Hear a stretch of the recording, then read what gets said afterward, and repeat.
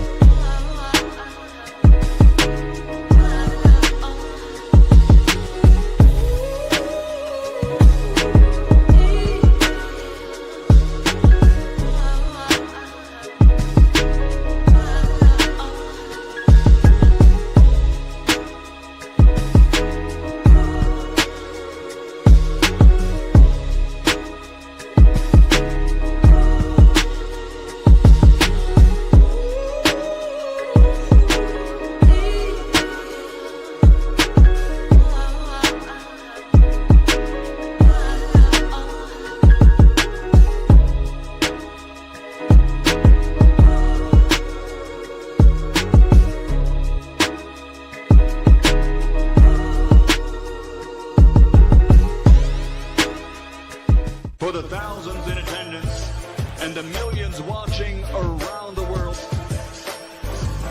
ladies and gentlemen, let's get ready to rumble! Yeah. What's up, family? It's our boy, Coach Malachi in the building, and we back. True Media Podcast. We are back up in this BI. Y'all bear with me one moment. Hold on. I think it's a couple of things that I didn't do. Hold on, let me go back over here and see what's up. Did I do this? Y'all bear with me one moment. I'm trying to see that I don't think I did it. Y'all bear with me one moment. Hold on, I'm trying to see something. I just realized something that I forgot to do before the show started. Did I put the poll up? Okay, so I didn't put the poll up. Hold on. Let me put the poll up. Let's do that.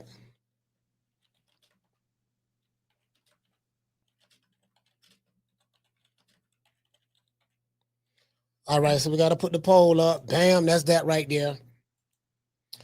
Yeah, I think that's it. Yeah, I had to put the poll up. I'm like, damn, did I put the poll up?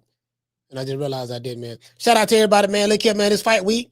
Well, a few more days, we're going to have this fight with Canelo and Crawford. I'm very looking forward to it. You get what I'm saying? Very looking forward to it. You know what I mean? Got to get ready to get on this bird in a minute.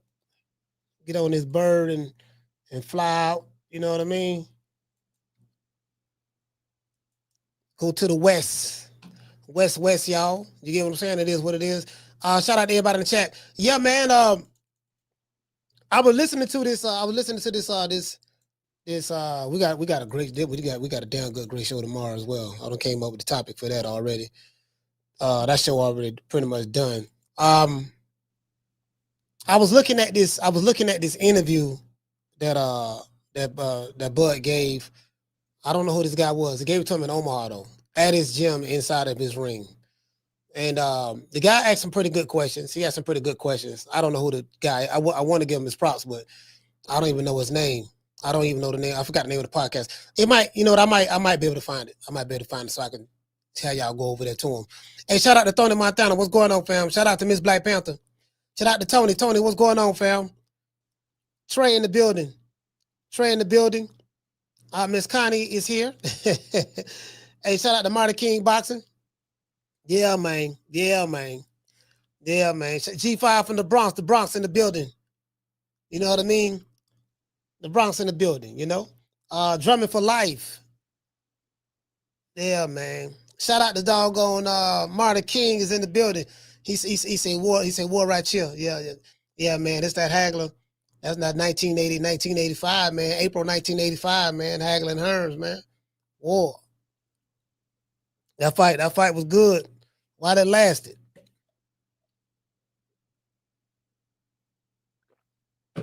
The hitman was trying to get him out of there, but Hagler was just a little too persistent. Hagler like, nah. You know what I mean? Shout out to Hollywood Leon. Hollywood, what's up, fam? Hey, Hollywood Leon, I ain't see you in the video. Hey, every time I see your name, bro, I think about my dog Leon. Leon from Long Beach. That was his name.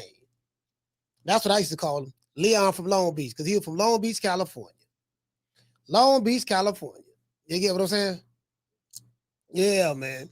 Leon was one of them type of dudes, he talked real slick and fly like Bill Haney. He talked real slick. He talked, hey, shout out to Brad. What's going on? Duval in the house. Hey, he talked real slick. Hey, listen, he was a light-skinned nigga with green eyes, so you couldn't tell him nothing. A light-skinned nigga with green eyes in the 80s, man, shit, that was the lottery for a lot of women. True. That was the lottery. That was the lottery for a lot of women back then. You know what I mean? Girl, he light skinned, he got cat eyes, he got them green eyes. Oh, girl, he got them green eyes, he got them cat eyes. Light skin with cat, man, shit. You were prime real estate around that time then, but then something happened. Eddie Murphy started getting real popular. Michael Jordan came in the game. Everybody want to be like Mike. Then Wesley Snipes. You get what I'm saying? So you get what I'm saying? It was kind of like that, They came in the game. We're like, oh, okay. You get what I'm saying? Bobby Brown. Bobby Brown went solo, and you get what I'm saying? That's what it is, That's what happened. That kind of phased out. That kind of took light skin out the game. But I hear light skin coming back now, though. That's what I heard. I heard light skin coming back in, though. You get what I'm saying? So it is what it is. Anyway, let's get ready to get into the show. Now, Terence Crawford explains the biggest issue with the business of boxing. And y'all gonna love this one because let's give everybody that's here a round of applause.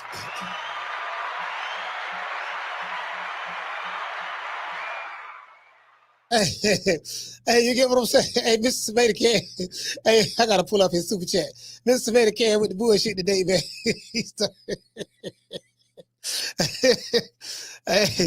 Hey, motherfucker say he don't drink. Yeah, the only thing I'm drinking is a strong glass of water. A strong glass of water and a double shot of cranberry juice. True. Hey, check this out. Hey, this is a true story. Bro, I was in the club one time, right? I don't know if I told you, when I was living in Miami, I used to interview rappers. So, when the rappers come to King of Diamond, or they go to the office, or they go to Live, or they go to the Rolex or Coco's, or if they go to Tootsie's, or anything like that, you know what I mean? I'm pretty much on the scene. And I used to interview dub and bass artists as well. Dub and bass, that's kind of like the electronic music, but dub and bass, y'all look that up, D&B. So I used to interview those artists too, right? And it was hey man, they were like, look here, man, you finna hang out with us. They got the girls everywhere. I'm sitting there looking at these niggas acting crazy. Yeah, man, they listen, they buy me all kind of drinks, right? Every drink I buy, I'm telling the bartender, I'm telling the lady come up. I said, yeah, I don't drink. But she said, yeah, you gotta drink them drinks because they gonna, some people when they offer you something, they look at it as an insult if you don't accept it. Like if like I got some friends like that right now. We go out, it's very important for them to buy you something. Yeah, it's on me. He wanted, it's an ego thing with him. And if he offer to buy you something, bro, and you don't take it, of course he ain't black. But if you don't take it, no, I ain't gonna say of course he ain't black, because I got some black homeboys, they like that too. Well, they used to be like that, the big dope boys back in the day, but they work for the city now. But if you don't take it, yeah, they get offended. Oh man, come on, man, come on, that's all me drink, And I used to be a bartender, right? Back in the day, about 1999, I was a bartender at in Orlando. I used to work at the Rosen Hotel, and I was the bartender inside that hotel, right? And that hotel, a lot of tourists from the UK used to come there. It was that hotel was strictly tourists from the UK, right, for the most part. And you had people from Scotland there. I met Liverpool, London, Ireland, just all UK, right? And you ain't gonna outdrink nobody from the UK. I'm gonna tell you that right now. The motherfucker from the UK, you're not gonna outdrink them. They gonna drink your ass under the table. You know what I mean? I'm in this motherfucker, bro. And bro, if they offer to buy you something, bro, you have to take it. You have to take it, or they gonna get highly offended. And you got to drink with him. And come on, I said, man, I can't drink, man. My manager. Oh, don't worry about it. He's not here. We're not gonna say anything. Don't worry about it. Here, take a shot with us. Like, bro, they serious about that. True. So I'm the dude that's gonna be in the club drinking a double shot of cranberry juice on the rocks. And you think I'm drinking because you go, oh, he got the cranberry juice, he got the Grey Goose he got the Grey Goose with the cranberry in there. I see because they see the cranberry, they might think of some kind of vodka in there. No, I got straight cranberry juice. True. Now I'm gonna build some weed. Now I'm gonna build the weed. I can tell you that right now. I'm gonna build some weed. Now I told y'all know the only weed I smoke is the shit that come with instructions. What does that mean? That means I'm gonna have some top grade shit. That's the only weed I smoke, the shit that come with instructions. You get what I'm saying?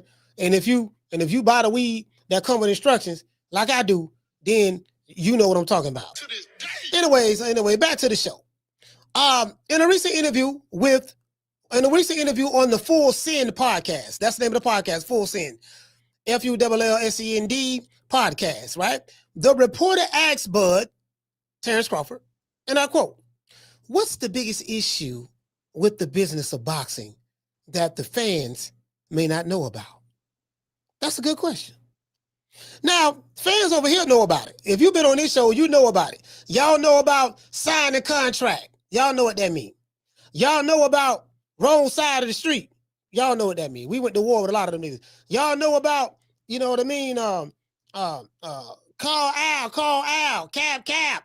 You know what I mean? Y'all know about, you with the wrong promotional company, kid. Y'all know about sign the contract, 60-40, 70-30, 80-20. Take whatever we give you. Y'all know about that. Cause we know we've been there, done that. We had some fun over here. You know what I'm saying? You know, that's when I realized, you know, we had that's when I started to realize, I said, we got a bunch of remedial motherfuckers in boxing online right now, man. Like the level of remedialism is at an all-time high in boxing right now. And it's generational. It goes across party lines. It's not just white or black or Hispanic. It's white, black, and Hispanic. True. What I realized, the same dumbass motherfuckers you see with the blacks, you see with the Hispanics. The same dumb motherfuckers you see with the Hispanics, you see with the whites. The same, you get what I'm saying? So, you know, dumb. Let me tell you something about dumb. There's no racial qualifications when it comes to dumb. You know what I mean? You got some dumb international motherfuckers. You know, common sense ain't so common. A whole bunch of remedial motherfuckers. Remedial is not reserved to a specific race or ethnic group or nothing of that sort, or ethnicity or nationality. No, you got some goddamn remedial motherfuckers all across the world. True. And I do know that this is not a word, but the most remedialist mofos that I've seen have been in boxing. And some of them are content creators. Some of them are followers of content creators. And they all talk the same dumbass shit. They praise their fighters. They worship them. They want to make love to some of their fighters. They threaten people. Bro, just imagine men. Hold on. Somebody, there's a lady. You know what? That's when you know it's bad. There's a woman. I think I retweeted her stuff. There's a woman, she covered boxing, and she said some of the realest shit that I heard. And matter of fact, I don't got distracted. The ADD don't kick in. So y'all bear with the old boy. If you new over here, I have a tendency to do that. Listen, if you're watching this show on a smart TV, do me a favor.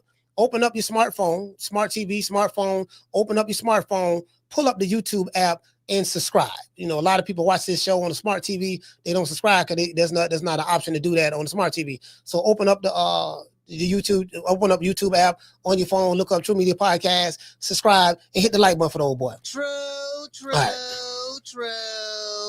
All right, let's see. Let me see, can I find her, man? She said some shit like this app is a bunch of grown men arguing with another group. No, she said this app is a group of men arguing with another group of men over some other men. True. That shit was funny than a motherfucker. Hey, check this out. Bro, I saw that. I had to retweet it. It was so profound what she said. I'm trying to find it right now. Cause I be retweeting a lot of stuff. I retweet stuff I may want to cover. The shit, but it was so true. She said this app is a bunch of men arguing with another. She said this argument is a bunch of grown men arguing with another group of old grown men, yelling, screaming, cursing each other out, threatening to even fight each other about some more grown men. Hey, I was listening to Mark Nash. Nash late last night. I was about to fall asleep, and I caught some of his show before I fell asleep. And the man, I think the beginning of his show, Mark Nash was talking about, yeah, man, YouTubers threatening to fight other YouTubers, people that they don't even know. Yeah, nigga, when I see you, we gonna fight. Yeah, nigga, when I see you, we gonna fight. Yeah, you get what I'm saying? And another thing too. Yeah, that video you made, I don't like that video. It's on site when I see you. So let me get it straight. So, all right. So you want to fight me by the video, sir? Yeah. So out of all the niggas in the world you can fight, you live on your side of the world, or your country. I live on my side of the country. And out of all the niggas in the world you can fight, you want to fight the one that that's not even in your city. You ain't never seen before. Yeah, that's right. And then they get you. And guess what? And if I gotta wait till I see you at the fight, then that's what it's gonna be. All right, nigga, whatever. Bro, I can't take these dudes serious. I can't take these dudes serious. Bro, that's why I be laughing all the time. Hey, shout out to Ben. Ben, what's going on? That's why I be laughing all the time. This shit funny. Nigga mad at me because I be laughing. Nigga, you always laughing. Okay, yeah, nigga, the shit funny. True. How you gonna get mad at another man for laughing? That's another thing too. I be having some of these hoe ass niggas leaving these old dick in the boot ass comments. Some of these old cooch ass niggas be coming over here leaving comments. I be reading some of the comments. Most of the time I don't even respond back to them, but I read some of the comments. Hoe ass nigga, that's why I don't like this nigga. This nigga always laughing and all that stuff there, giggling all the time. And what the fuck he laughing for all the time? Bro, do you know how mad you gotta be to be mad at another nigga for being happy and laughing? True. Bro, hey, Miss Connie, do you know how angry and bitter and ain't shit going on in your life you gotta be? Nigga, I'm over here laughing, having fun. He mad at the motherfucker. Baby mama don't left him. Third leg, Tyrone laying this much pipe up in his girl. You know what I mean? The man struggling. You get what I'm saying? The man, I'm like, man, bro, I'm talking about hating ass niggas. Hey, shout out to Darren. What's going on, fam? Say they be trying to cherry pick off looks. Hey, I'm just saying, Darren. I'm just saying though, bro. Like it's the funniest shit. It's the funniest shit. I like again. Like make it make sense. And guess what? The dudes who threatening you, they're in their 40s. These niggas in their 40s, and some of them in their 50s. Yeah, nigga, I'm 40-something years old. Yeah, these niggas is old now. Don't let them twit. Don't let them get 50. They old. Yeah, I'm trying to tell you. What about, boy? Well, I don't like what you said. Yeah. That's right. When I see you, I'm going to slap you. That's their favorite word. Their favorite word is when they see you, they going to slap you. Boy, hush. True. I said, well, hey, listen, man. Hey, listen.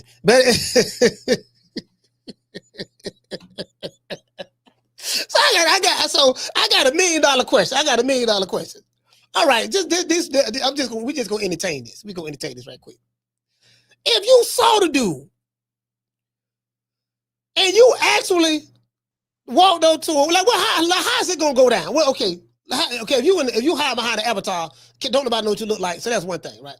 Okay, but you got a YouTube channel. Yeah, nigga, so we know what you look like. You on camera, I'm on camera, this and that. Yeah, nigga, I'm trying to tell you, when I see that nigga, I'm gonna slap him. You know what I mean? He got to know what time it is with me. So I'm like, okay.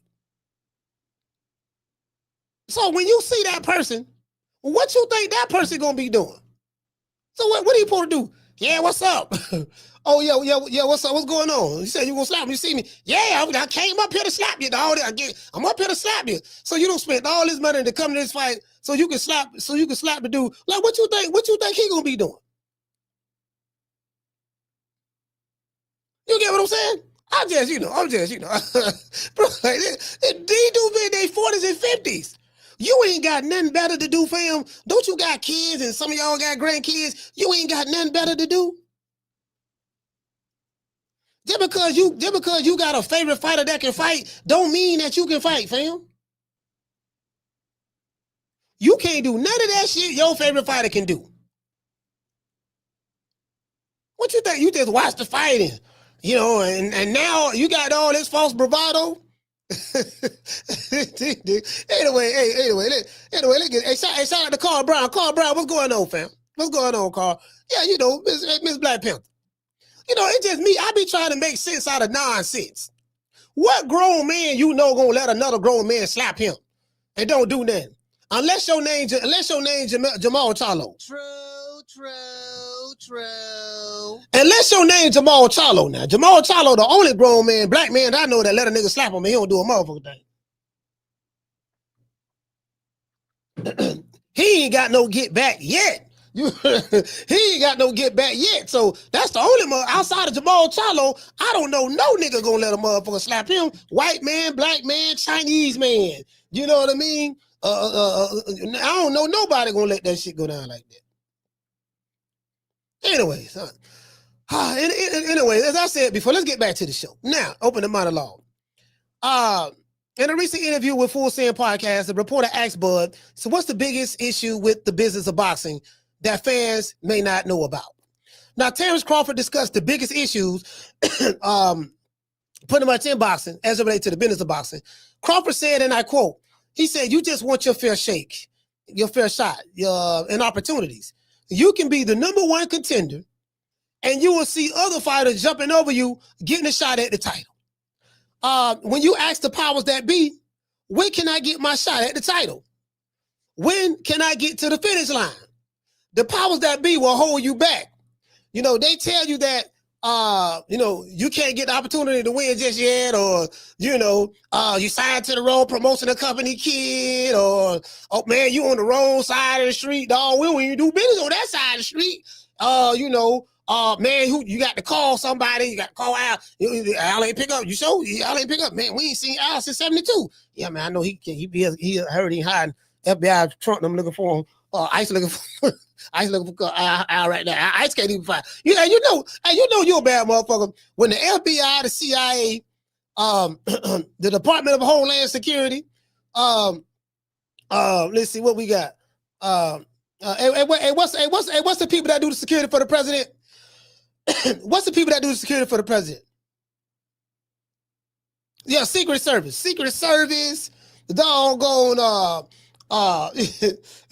listen, motherfucker. When they can't find you, boy, god damn, can't find this nigga. Shit. True. This hey, he like ghosts. He like ghosts on Power. We don't know who the hell is this nigga? God, I've been hearing the man's name. Been hearing the man's name since '72, but I ain't. What he look like? And all the pictures we find of this dude, they from '75 and 80 and you know 91. You know, like God, we ain't got no bro in the land of technology that we in right now. Cameras everywhere. Cameras are everywhere. There is no recent photos of Al Heyman, fam. The ATM don't he go to the ATM? Do the nigga go to the grocery store? I heard he go to a church in Cleveland. Ain't nobody at the church decided to take a picture and post it on the gram so everybody can know the man. You get what I'm saying? Shit. I have people stopping me now. You know, when I be going to the gym and stuff, I have people stopping me, say they watch the show and all that stuff there, man. Shout out to them brothers, man. And say they watch the show and I'm like, shit, I know they stopping me, and I ain't nowhere near as famous as Al Heyman. I know they got to be stopping Al if he's somewhere. Anyway, that's another story for another day. The politics is crazy, Crawford said. He said, or you'll have a fighter or his promoter tell you that they won't fight you because you're on the wrong side of the street.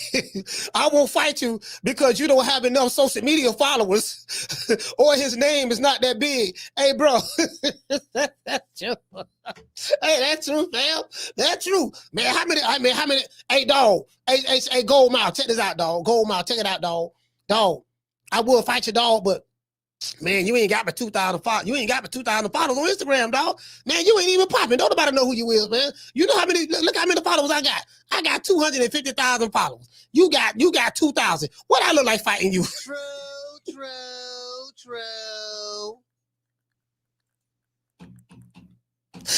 motherfuckers. But this where we at now, Boston. This where we at now, Boston. You know what, dog? Hey man, hey G5. You know what, dog? I ain't gonna lie to you, dog. I was looking at I was gonna fight you, right? I was looking at your Twitter account. Man, you ain't got you got 75,000 followers on Twitter. Man, I got 1 million. Man, come on, man. Man, I be doing you a favor. You clout chasing. You don't want to fight me. You clout chasing. You trying to get your Twitter followers up. You want me to fight you because you know some of my fans gonna, if you can attach your name to me, then you niggas can't fight. Niggas can't fight because, yeah, dog, you ain't got, listen, man, you clout chasing right now, dog. You ain't got enough followers, man. Like, checking you out. Your last video didn't go platinum. Then you drop a video. You listen, I dropped it. Listen, I was just walking through the mall. Somebody videoed me and posted it. And I got over 500,000-600,000 views on that. You dropped the video on YouTube. And guess what? You ain't get but 5,000 views. Dog, you ain't even go platinum. True. YouTube platinum is 100,000. YouTube platinum, but you can do 100,000 views on the video. That's YouTube platinum. You ain't even go platinum, dog. What I look like fighting you? Hey, Coach Rob, what I look like fighting you, dog? Man, come on, man. Nigga, between Instagram, TikTok, Twitter, and YouTube, man, you ain't got but about 55,000 followers, dog. That's all you got, fam. Man, you ain't, man, I'm doing 1 million plus. Come on, fam. Hey, you got to get your weight up. You got to get your weight up. Bruh, these are the, guess what? Y'all know I ain't lying. You know how y'all know I ain't lying? Because you be seeing some of these same arguments. We've been saying this shit for years. Oh, don't nobody know who you is. Oh, you really don't want to fight. You clout chasing. You always want to attach your name to my name. Oh man, you don't bring nothing to the table. You get what I'm saying?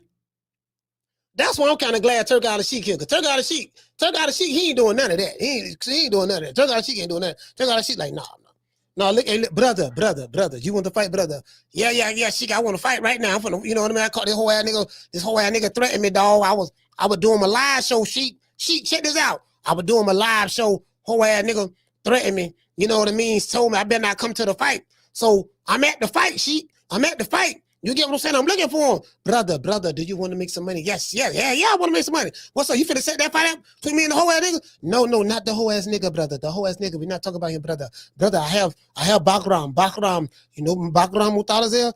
Talk about the Russian dude? yeah. Talk about the hard hitting, bone breaking, the one that you say don't nobody want to fight? Yes, I have him. Yeah, okay, why you telling me about him? True.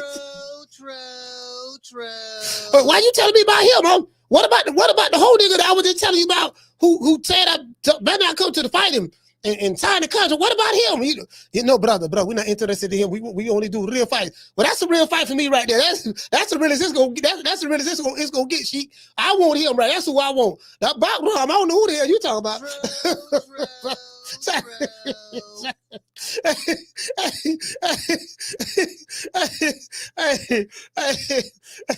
Hey, shout out to Miss Cotty. Hey, Miss Cotty. That's all I'm saying, Miss Cotty. He trying to get a nigga killed. Want some real smoke. We don't want no real smoke. We want that. Hey, we want that play smoke. Yeah, we want play smoke, dog. We don't want that real smoke shit.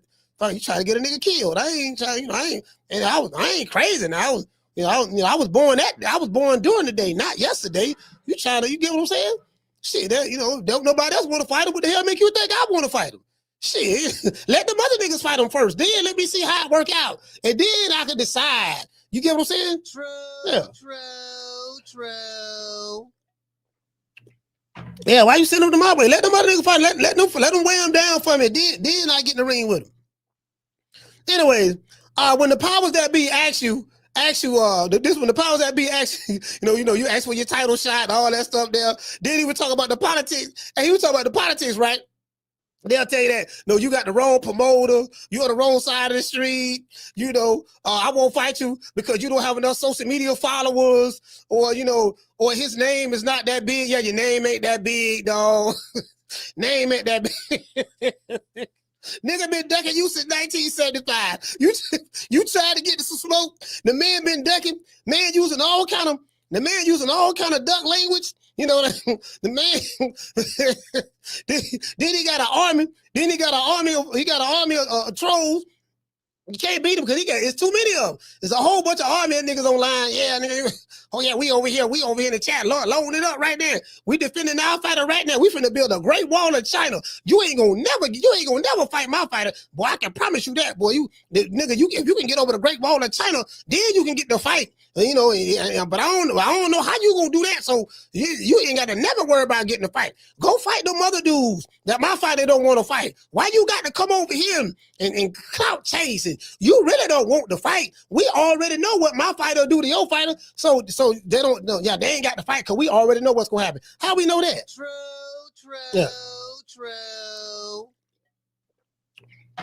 Yeah, man. So I know what boy talking about. Whether it's Top Rank or PBC, it's all the same shit. You get what I'm saying? Now the PBC is dead and the Top Rank is on life support. I don't know what's going on with Top Rank. The goddamn PBC, they got the Amazon deal with no back end money, so they got to get it from the muscle. And then Top Rank ain't got no deal at all. They got to get it from the muscle. Those PBC and Top Rank tactics hurt the business. You know, hurt them in the long run. I honestly think that. I think that hurt them in the long run. Like if you look at American boxing today, goddamn it, the biggest fight of the year is Canelo and Crawford, and Dana White is promoting it. Dana White is a promoter. If you wanted to get press credentials to go to this fight, you had to go through UFC. I don't know if y'all knew that. So and they keep a real tight knit circle. Like somebody like me, I wouldn't have got press credentials. Because I'm not a part of the circle. They keep a tight-knit circle. You get what I'm saying? They keep it, you get what I'm saying? So I'm not, that's why I'm trying to tell y'all, like, certain circles I ain't in. I'm just letting you know right now. I am the true definition of an independent. Independent. You know what I mean? You know, like, we do this for the people, by the people, other people, because we come from the people. You get what I'm saying? So I'm getting it from the muscle. I'm getting it from the gristle. You get what I'm saying? From the muscle and the gristle. You dig? True. Just got to throw that out there. You get what I'm saying? I think that hurt them in the long run. Now, because look at them now. Tank even jumped ship on the PBC for an exhibition fight with Jake Paul on Netflix. Tank jumped ship. In the end, the American promotional companies destroyed themselves with short-term thinking. Showtime, ESPN, and HBO are gone when it comes to boxing. Turk Al-Sheikh, Dana White, and Jake Paul have taken over the sport when it comes to making big fights. Look at the top. Listen, I'm gonna tell y'all some real shit. Take it how you want to take it. Jake Paul, Dana White, and bro, they got a lot of money backing them, dog. When I tell these motherfuckers got some money backing them, they got some money backing them. Especially Dana White, Dana White and then Turk Al-Sheikh, he got the kingdom of Saudi Arabia backing him. So you ain't gonna beat that. You ain't gonna beat in a whole entire kingdom. See that's another thing. That's another thing I'm talking about, Dr. Umar. Like, you got Turk Al-Sheikh over there. Like you got the crown. Like Turk Al-Sheikh worked for the crown prince of Saudi Arabia. And the man is rich as all outdoors, the country, right? Dr. Umar is the prince of Pan-Africanism. Now, who got more power? The crown prince of Saudi Arabia or the prince of Pan-Africanism? Y'all let me know by raise of hands. True. One prince, I don't even hear the man talk. The other prince, all I do is hear him talk. The man just be begging. One prince begging, one prince begging, the other prince backing Turk Al-Sheikh. Money is no problem. We got the 2030 Riyadh season initiative. No, that's no problem. So which prince y'all gonna roll with? Y'all gonna roll with the prince? Y'all gonna roll with the prince of Pan-Africanism?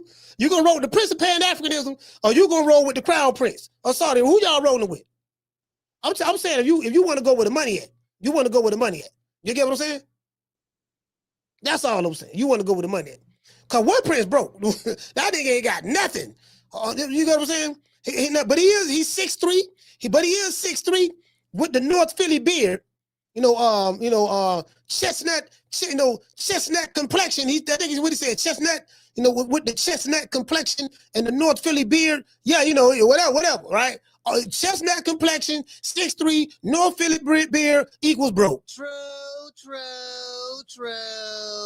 Equals broke. That's what that tells me. Okay, yeah, nigga broke. And he ain't got no money, dog. But you're 6'3" though. You 6'3", chestnut complexion. You got the North Philly beard, but you ain't got no money. So apparently, you get what I'm saying? And now you turning tricks for $500. I'll take you on a free dinner. I'll take you on a free lunch with the doctor for a $500 donation. Well, if I donate you $500 and you take me on a lunch, guess what? It ain't free. I'm paying for it. True. Well, that's some psychology for your ass. Just imagine. There's probably a dumbass bitch out there right now. She probably like, girl, I'm finna go on this free lunch. I'm finna go on this free lunch with Dr. Umar. Girl, you will? Girl, go over there and get my pocketbook. What you want to get your pocketbook for? Girl, I'm finna go ahead and I'm finna cash out him $500 right now. $500 for what? Girl, I'm finna go on a date. I'm finna go on a free date with him. A free date? Yeah. True. If it's costing you $500, it ain't free. Just for all you women out there who may not have figured that out. Some of y'all may not have figured that out.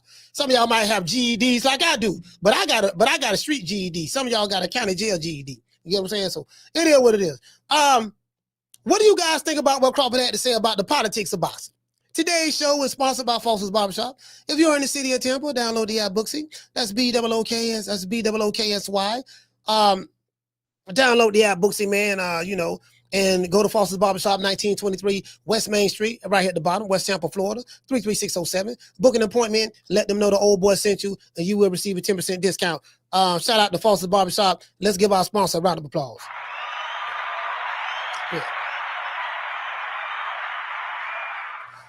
Yeah, man, what's going on? Let's give everybody a shout out right quick. Shout out to Tila. Tila, what's going on? Tila, Paulie in the building. Superman flying through the same day. Texas 16 South. G5 from the Bronx. The lovely Miss Connie. What's going on? It's Friday, Gustav. Salute to you, fam. Shout out to who else we got in the building? Miss Black Panther. Pauline, shout out to Guillermo. Guillermo is here. Who in the other chat? Just the guy, 402 stand up. Your boy Mambo doing this thug thizzle. Hollow Davis. You get what I'm saying? Sonny Augustine, what's going on, fam? I'm just sitting here, man. Listen, you know what? There's nothing I like more than to clown these niggas. Y'all know that. I get off on clowning these niggas. Because some of the stuff these dudes be doing is just some of the fam, like, you got grandkids, right? So okay, so you're basically a grandpa. You're a 40-year-old grandpa. You in your 40s, you got grandkids. But don't worry about it. So basically, dog, like my nigga, come on now, come on. You came all the way out here to get your ass whooped, dog.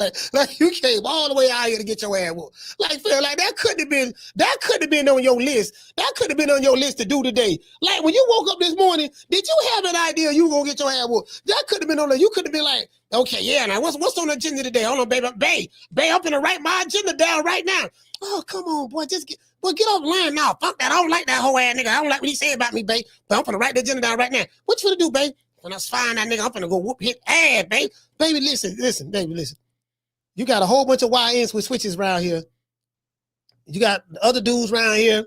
You ain't want no smoke with them.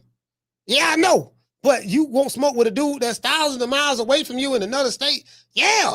Okay, but what about the dudes right here? No, I ain't worried about these dudes right here. So, babe, yeah, I'm gonna go over there right now. Well, baby, what if it don't work out? What if you go over there and you get your ass whipped? Babe, now, goddamn well, I ain't finna get my ass whooped. Yeah, baby, but we gotta factor that in. It's a good chance that could happen. True. Yeah, man, it is what it is, man. Anyway, man, let's get ready to get into the show, man. Before we get into the show, we gotta say all praises due to the Most High, the Most Exalted, the greatest human being on the planet Earth. And I say that sarcastically, Mr. Al Heyman. Well, I guess I gotta be like everybody else and saying Al Heyman. I can quit my job now, baby. 6 figures, baby. You feel me? But a name. Do you have a name? Oh, nah, I ain't got no name, Name them names, man. They know who they is. Name them names, please. The names need to be named. They know who they is. The Mexican monster. Oh, yes, sir, man. It's going to be a good fight right here, boy. Boy, I'm trying to tell you, boy, like, boy, I'm excited about this one, boy. I feel the twicity. I feel the twicity in the air. You know what I mean? I feel the twicity, boy. Hey, boy, them niggas was hating like a boy. Boy, I'm hearing they breaking live gate records. Boy, I'm hearing they breaking live gate records on this fight. They charging a nigga $16,000. You can get tickets up to $16,000. Man, I'm like, man, shit. See, Netflix trying to get their money back. That's what that is. Netflix trying to get their money back. You know, they bought the rights to this shit. So they're like, look here, man, you know, the way the deal was structured, you know what I mean? You pay to show the money on your platform, yada, yada, yada, Netflix, non-pay-per-view. Now, we got to recoup. We got to try to get that bread back. We're going to generate the twicity. You know what I mean? The buzz is there, You know what I mean? Canelo don't fought in the stadium before. This Crawford first time. The buzz is there. It is what it is. Electricity, the twicity.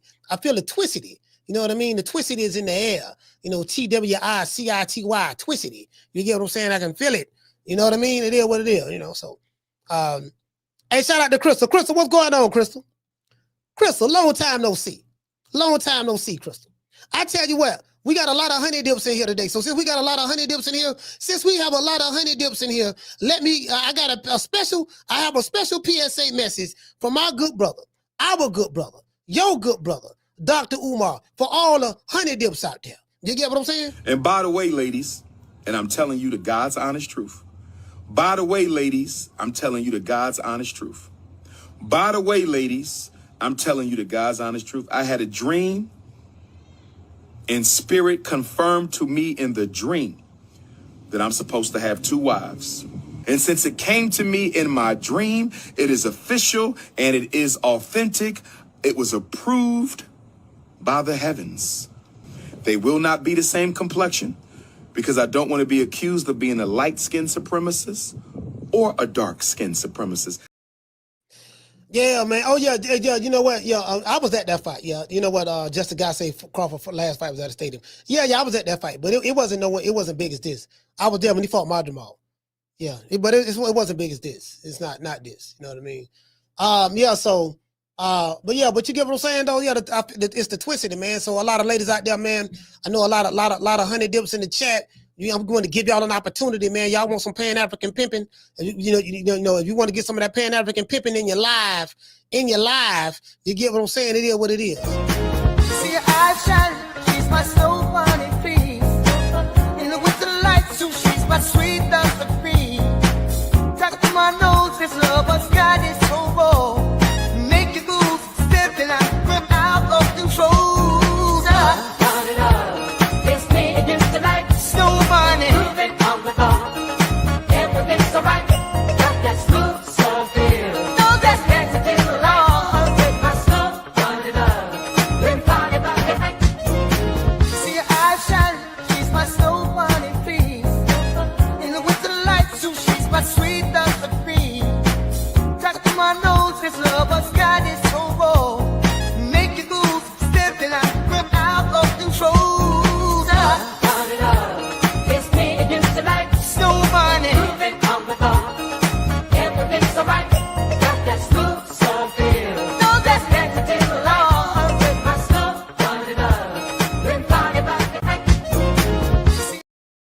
Yeah, man, Snow Bunny Love, man, the number one hit song on the charts in the hood. Every liquor store, the most requested song at the liquor store. You get what I'm saying? Snow Bunny Love. This is you know how you have the Emancipation Proclamation. We are going to emancipate and proclamate. You know what I mean? Demonstrate, elevate. We're going to have to iterate. We're going to make some modifications to the Pan-African handbook. We used to say black queens forever, snow bunnies never. But the black queens ain't been sending the money like they used to. So now we looking for some snow bunnies that's pretty with some good credit and some money. True. True. And we still down with the sisters now. But y'all, but one snow bunny, just one snow bunny with money and good credit makes up for 20 sisters. Just one bunny, right? Just one.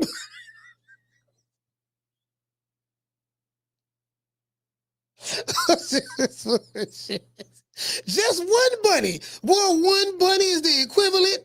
One bunny is the equivalent of 15 boquishas. Boy, if I had a I did bullshit. He stopped. Hey, let's get into the show, man. Yeah, what that nigga said, babe, you heard that, babe, that nigga go right there. That's the whole ass nigga Bellakai. Yeah, that's a nigga right there, babe. He was talking about something. One snow bunny equal 15 boquishas. What the hell he meant by that? Let's go step to the whole nobody stepping to me. I don't want nobody stepping to me, man. Yeah, I'm just bullshit. I'm just joking. I don't want no smoke. I'm telling you right now. I don't want no smoke. Y'all got it? Y'all got it, boy. I do not want no smoke. I'm over here looking at X. I'm trying to find this video. Doggone. I'm trying to find this video, doggone. Yeah, it ain't this far down. That's Agent Broner.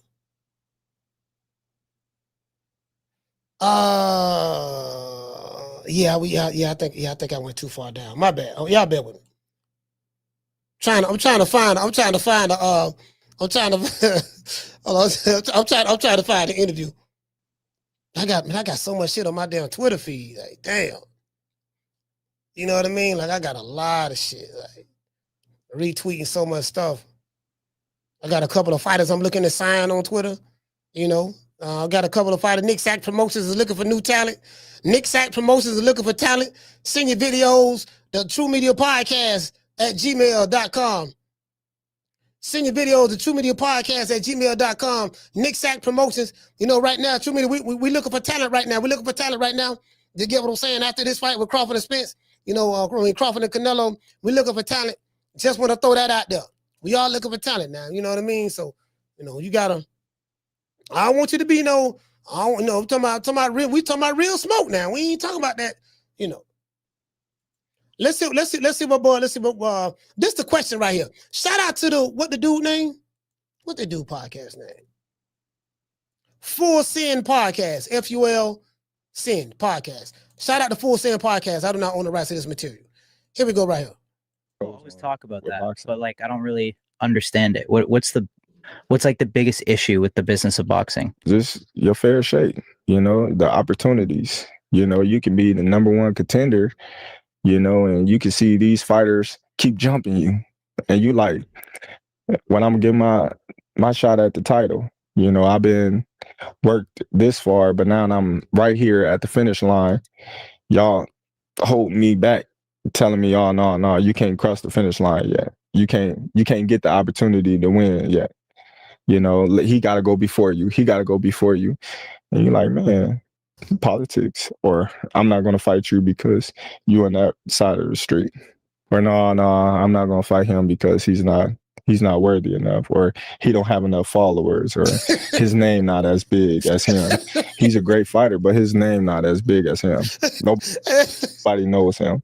So it's a lot of things that goes. Hey, you know what, bro? That's what Booger Ray Leonard was saying. I know he's a great fighter. But he's not. He has to build. He has to build himself up, build his profile up a little bit more. He's a great fighter, though. A great fight. Hey, Booger Ray, hold on. Let's get the glasses. Where the glasses at? Hey, where the glasses at? Hold on. Oh, where the glasses at? I gotta get the glasses. Hey, we gotta do this Booger Ray one. Hold on. Where the glasses at? Hey, that shit sounds. Hey, Coach Eddie. Boy, that shit sounds just like goddamn. Oh, he ain't going. Hey, Coach, boy, that shit sound just like Booger Ray. Boy, I'm trying to tell you, boy. Boy, when you hear a nigga doing all that there, man, I'm like, fam, nigga, is we fighting or what? I've been in mandatory for 5 years. You ain't fought a nigga yet. And guess what? There ain't nobody forcing you to fight me. None of that. I mean, he's a great fighter, but you know, you just got to understand, like, you know, he's not on that level yet. You know, like, you know, we're doing $5 million live gigs. Just fighting for Pork Chop Willie. Who do you know? I mean, you're saying all of these guys are big fighters, but I mean, really, like, who have they fought? Why they're not fighting each other? Like, why they worry about us over here? Like, we're doing what we're doing, buddy. There's nobody can do what we're doing. You know, that's one thing's for sure. And, you know, I know these guys, they just think that they're ready, but they're not. You know, you're not big. You know, when we look on the algorithms, like, you know, how many followers do you have? Do you have enough? Like, looked at your TikTok. You haven't had a viral video yet. I mean, Tank he just stepped out the limousine with his purse and stud earrings and diamonds, and it just went viral. Buddy, and he didn't say one word, but you can't even go viral yet. So just saying, you know, just gotta build yourself up and, you know, get your name out there. Like, bro, for real. True. Yeah. True. Yeah, I know. Listen, I know exactly what boy talk because I heard it from Booger Ray Leonard. Let's hear it one more time. Listen to the question. I always talk about that, boxing. But like, I don't really understand it. What's like the biggest issue with the business of boxing? Just your fair shake, you know, the opportunities. You know, you can be the #1 contender, you know, and you can see these fighters keep jumping you. And you like, when I'm gonna get my shot at the title, you know, I've been worked this far, but now I'm right here at the finish line. Y'all hold me back, telling me, oh, no, you can't cross the finish line yet. You can't get the opportunity to win yet. You know, he got to go before you. And you're like, man, politics, or I'm not going to fight you because you on that side of the street. Or no, I'm not going to fight him because he's not worthy enough, or he don't have enough followers, or his name not as big as him. Right there. Because he ain't got enough followers. Bro. Bro, just imagine by time, you know what, Lennox, I'm not gonna fight you, Lennox, because you know you don't have enough followers on TikTok, Lennox. It's just Holyfield, I would fight you, but you know, don't nobody know who you is, you know, and I can fight anybody and make $30 million. You know, why am I, you know, you just don't, you know, you know, do you have any viral videos yet? Or, you know, what's your following like? When you go, you know, do you have anybody following you? You're like, we just looked at your social media. You're really not that known. So I'm like, bro, you can't make this up. Now I will say this. It kind of worked out for Bud. He went through his troubles in the beginning. Now, Bob Arum did not allow him to fight Manny Pacquiao. That hurt him a lot, you know, because that hurt him a lot. Then of course, Freddie Roach didn't want to fight. They didn't want Manny Pacquiao to fight him anyway. So they, you know, so his company did kind of keep him from Pacquiao. He couldn't get that fight, kept him from Pacquiao. So they hurt him there. Then they couldn't make the Errol Spence fight, and then Al Haymon wasn't gonna make that fight anyway because he didn't want to work with Top Rank as it relate to making the Errol Spence and Crawford fight. So we saw how that worked out. So he had to end up with his contract. He fulfilled this contract, once he became a free agent, and ever since he's been a free agent, he was able to make the Errol Spence fight as a free agent. He made that fight, you know what I mean? And then you know, hooked up with Turkada Sheik. He did the Madrimov fight, fought the champion when he moved up. Sebastian Fendor and them was like saying something about his nose was broke, was not some Fendor, what the dude name? Scampton Lyle was saying Fendor nose was broke and he ain't gonna be ready to defend the title and all. He got to wait and all this shit there. We did a whole show on that bullshit. I remember that. And then now he got the Canelo fight. The biggest bag that he's got paid from Turkada Sheik. And the biggest bag Canelo has been paid for a fight. So both of them getting the highest pay they ever, you know, thanks to Turkada Sheik. Now, Turkada Sheik is paying over market value, to be honest with you, but I don't give a damn. They got oil money. They all right. So it kind of worked out for him. You know, he was able to become 2-time undisputed. You know, he did go through some hell with the Spence shit. That was fine. That took 5 years to make that goddamn fight. So I get what he's saying on that. And we know what he went through with that shit. wrong side of the street. 60, 40, 70, 30, 80, 20, take whatever we give you. You ain't fought nobody. Everybody, guess what? Everybody say the same shit. Man, you ain't fought nobody. You yeah, man, you ain't fought nobody, dog. Dog, you ain't fought nobody, dog. Dog, you ain't fought nobody, man. Who you fought? Who you fought? Man, you ain't fought nobody, man. I don't fought legends, man. I don't fought legends. I don't fought big name dude. You ain't fought nobody, man.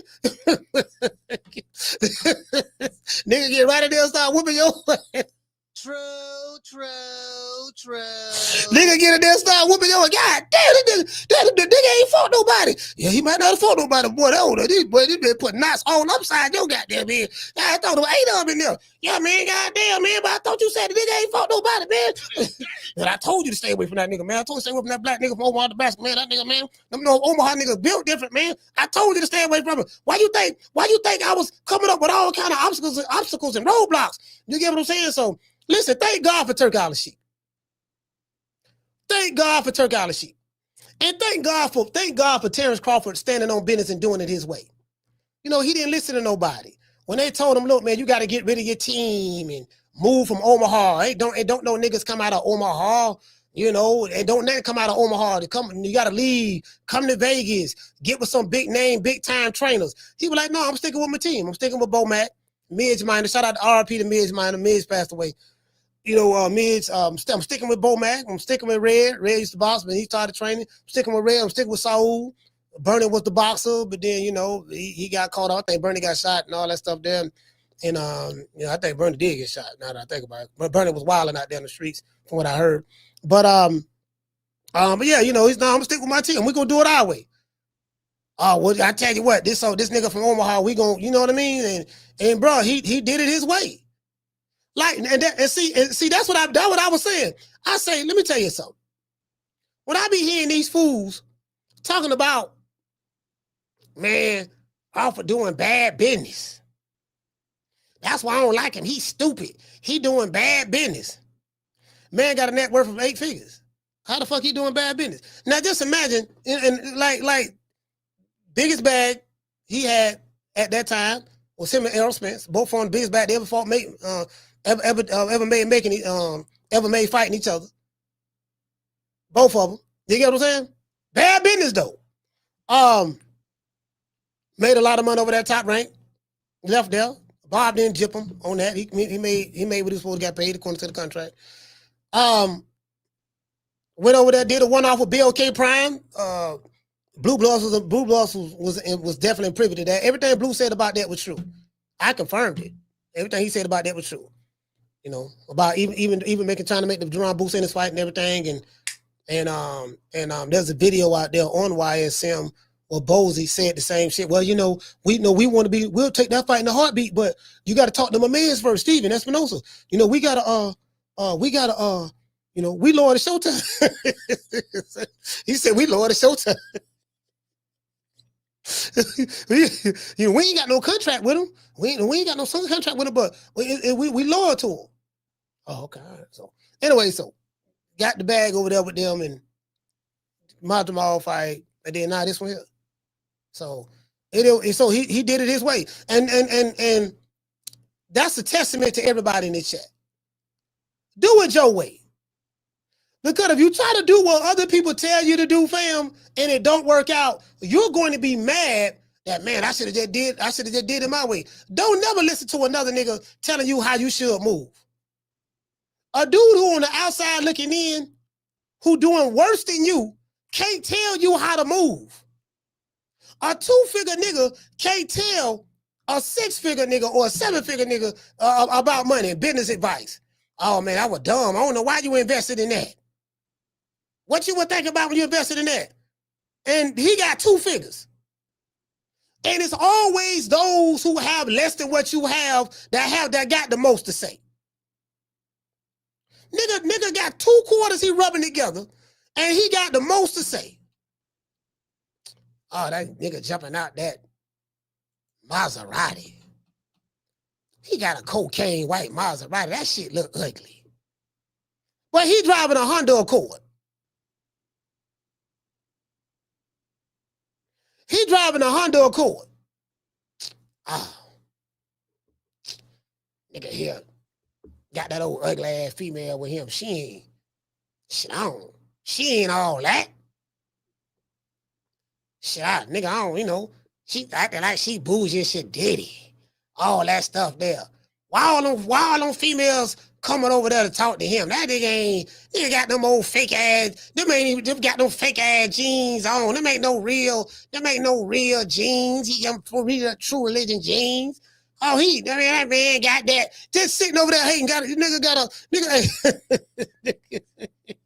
bro, you can't make this up, bro. It'll always be the least of these that have the most to say. True. The least. There's always the least of these that got the most to say. Fam, like you can't make this up. You can't make this up. Oh, you can't make this up, boy. What I look like? Hey, hey, Tila, check this out. What I look like doing this? You know, I just went to thinking about it, right? I said, you know what? I am just too intelligent for this. What I look like to doing this? You wanna argue? I can't argue with you. You mad? Look at you. You mad? I don't get paid to argue with you. Who is you? You ain't nobody. Sitting there arguing with her. Sitting there arguing with hey, bro, fam, I swear to God, dog, whatever attention, or you trying to get from me, fam, I'm not interested. I'm not. Yeah, sir, you can have it. You got it. You can have it. You got it. I'm gonna keep walking. I don't have the time, fam. I don't. Whatever attention you looking for, bro, it's not, you're not gonna get it from me. I'm telling you that right now. I would say, hold on, he said my Honda on 18s, but it's clean, but they clean. Yeah, ain't nothing wrong with a Honda Accord, but I'm saying you can't be a nigga in a Honda Accord criticizing a nigga in a Maserati. I had a Honda Accord. That's the key part in all of that. That's the key part. If you would do with a Honda Accord, criticizing somebody in a Maserati, that's a problem. Stay in your lane. That's all I'm saying. It's a parable. The moral of the story is this here, because some of y'all might be too goddamn slow. I don't know, some of y'all slow and stupid. So I'm gonna just say this. It's a parable for if a motherfucker doing better than you, you have no right to criticize somebody doing better than you. You looking up. Man, that nigga. Oh, he up there on the 42nd floor of that hotel suite. Man, why the hell he way up there for? You weighed out on the ground.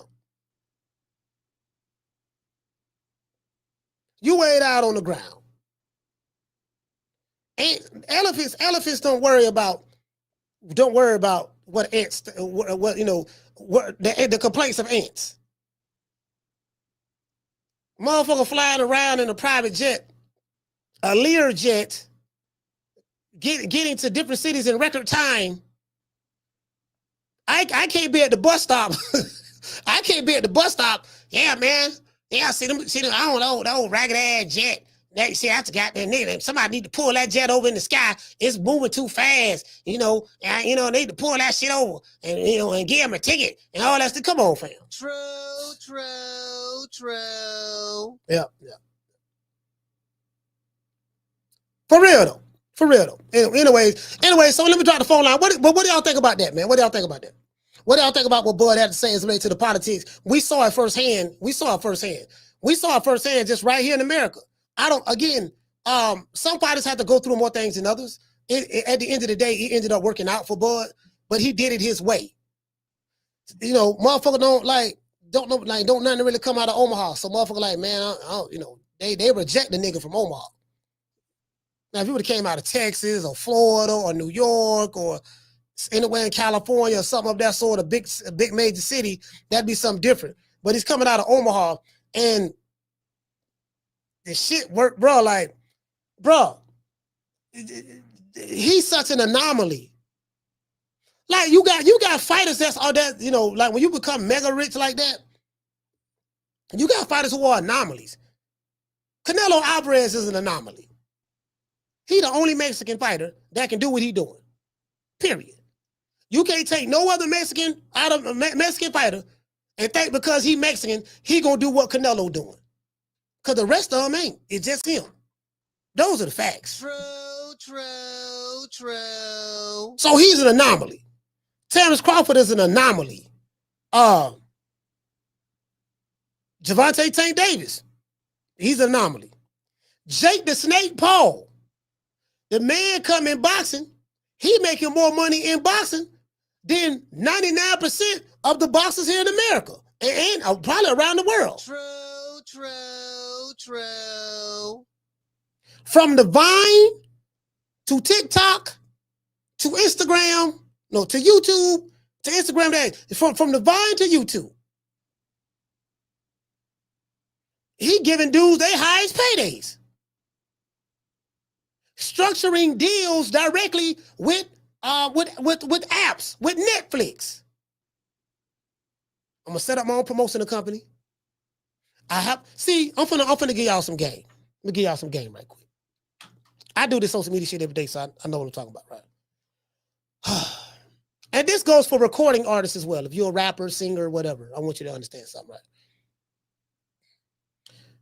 The game is this. You have to have the ability to be able to build the following, to build your own audience. Back in the day, and even during the streaming era, what happens is record companies, they invested money in a lot of these different streaming platforms like Spotify and stuff like that. And they'll make sure that their artists or a certain artist would get 1 million streams or 1 billion streams or whatever, right? And it creates the illusion that that particular artist is doing better or is hotter than what they really are. Because back in the day, you could make a star like that back in the day. Someone like Michael Jackson, he was an anomaly, right? Prince, anomaly, you know what I mean? Stuff like that, right? This is why in today's time, you'll get somebody like what the little thought name?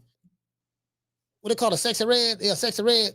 You know, and Sexy Red hot. She got songs with doggone Drake and this and that. But then when she go on tour, they canceling her concerts because she can't sell tickets. Nobody's paying money to come see her. That's how you know the shit was fake. It was all an illusion. Same shit that Young Thug said that he did with Gunna. But I think Gunna got good music. But, you know, he said, yeah, he paid $50,000 extra to make sure that he had the #1 record that week. It created the illusion because he had spent $50,000 with different streams so they can continue to play it. Like the streaming platforms are like the radio stations used to be back in the day. Well, what happens is you'll get with the PD on the program director or the MD, the program director, and then you have the MD, the music director at the radio station. You'll get with them and you want to get BDS spins. You may drop a bag on them or whatever, and make sure you get in that 5 o'clock rotation or that 12 o'clock rotation, that mixture rotation, and then eventually you want to have that song playing about an hour, 2 hours, 2 times an hour and stuff like that. The streaming platforms are doing the same thing. So I'm saying all that to say this: the best thing for you can do is organically build your own following. Because what the link is, what they are investing in now is those who have built their own organic following. Because now they have data that they can go behind and they say, well, shit, this motherfucker did it already for us. All we got to do is just come on in. That's why I'm trying to tell y'all, some of your bigger YouTube channels, they for sale and they're going to be bought out by more than likely Turk al-Sheikh or whoever affiliated with him. Because they are in the process of consuming. They already got some of the mainstream reporters like Mike Carpenter and stuff like that. But I'm predicting, this is just a prediction of mine based on what I'm seeing that's trending. I think that they're going to end up buying, gobbling up some of the bigger YouTube platforms that cover boxing because you can get them under your umbrella. Same thing that WWE did. WWE, when it was WWF, I remember when the WWF with Vince McMahon Sr., the father, and then Junior took over and what he did was back in the day, wrestling used to be territories. You go in the southeastern region, the Midwest region, you know, the southeast in Georgia and stuff like that. JYD, the Junkyard Dog, was big in that region. Then you may go somewhere in Texas where you got the Fabulous Freebirds and I forgot the other dude's name, the Von Erichs and stuff like that. That might be their region. Then you may go to the Pacific Northwestern region, and it may be whoever that was popping there, and then on the East Coast region, whoever was popping there, and you know, it was different regions. So what Vince McMahon did was smart. He signed all of the big stars. If you was a big star in Georgia, Texas, the Pacific Northwest region, because the stars are the ones who drove the crowds. He signed all of them to his record label, WWE. Shout out to that 90s chick. He signed all of them to his record label, WWE. I'm just relating it to music. He signed all the stars, and then the other guys, and each region had their own like managers. You had Crockett, you had Hart, Jimmy Hart. You had like different managers. Then all of them just fell under one umbrella. So that's what I see that's going to happen with boxing in the future. Watch what I tell you. True. It's gonna be the few. It's gonna be the few, like, you know, some people like me and other people that may like, nah, I ain't no. I'm good, but you know, if they talk about enough money, it is what it is. Because sometimes you build some shit just to sell it, you know. So it is what it is. So anyway, so what do y'all think about that? Let me go ahead and drop these phone lines. I do remember those days. I remember the drop the addy days, not the drop the addy days, but the politics. I think that's what messed it up, you know. And a lot of fighters are still suffering from that. I heard Cool Boy Steph talking about how he was trying to become undisputed, and some dude, he trying to do it now, and some dude trying to hold it up, and you know, it's just a lot going on, you know. And you know, everything has its pros and its cons. You get what I'm saying? So it is what it is. But now I think the way things are now, I'm kind of liking what I'm seeing. It's gonna be some casualties of the war, but you know, it is what it is. You just got to know how to make adjustments. You want to talk some shit? Call me. Start some shit, bitch. Sup, fool? You gonna talk shit about me, homie? Where you from? Hundreds of niggas is waiting for your motherfucking call, and they all talking shit about you right now. Call the coach at 530-494-9636. We waiting on your bitch ass. Yeah, man, you get what I'm saying? So, as I said before, you know, the promotional companies, the American promotional companies, without saying any names specifically, they did it to themselves. And as I said before, it's always good to bet on yourself. See, everybody talk about, shout out to Markivion, what's going on, brother? Everybody talk about being their own boss to when it's time to be their own boss. You got one guy who take his career in his own hands, do it his way. Motherfucker go, oh, he's stupid. He didn't see that. Fam, you do know that. You working at 7-Eleven, right? You working at the gas station, right? Oh, you hanging out with the boys all day. Oh, you get what I'm saying? Give me an example. Give me an example of you doing something better. Shout out to that 90s chick. You can. Call her, what's your name? Where you calling from? Corey from Texas. Corey, talk to me.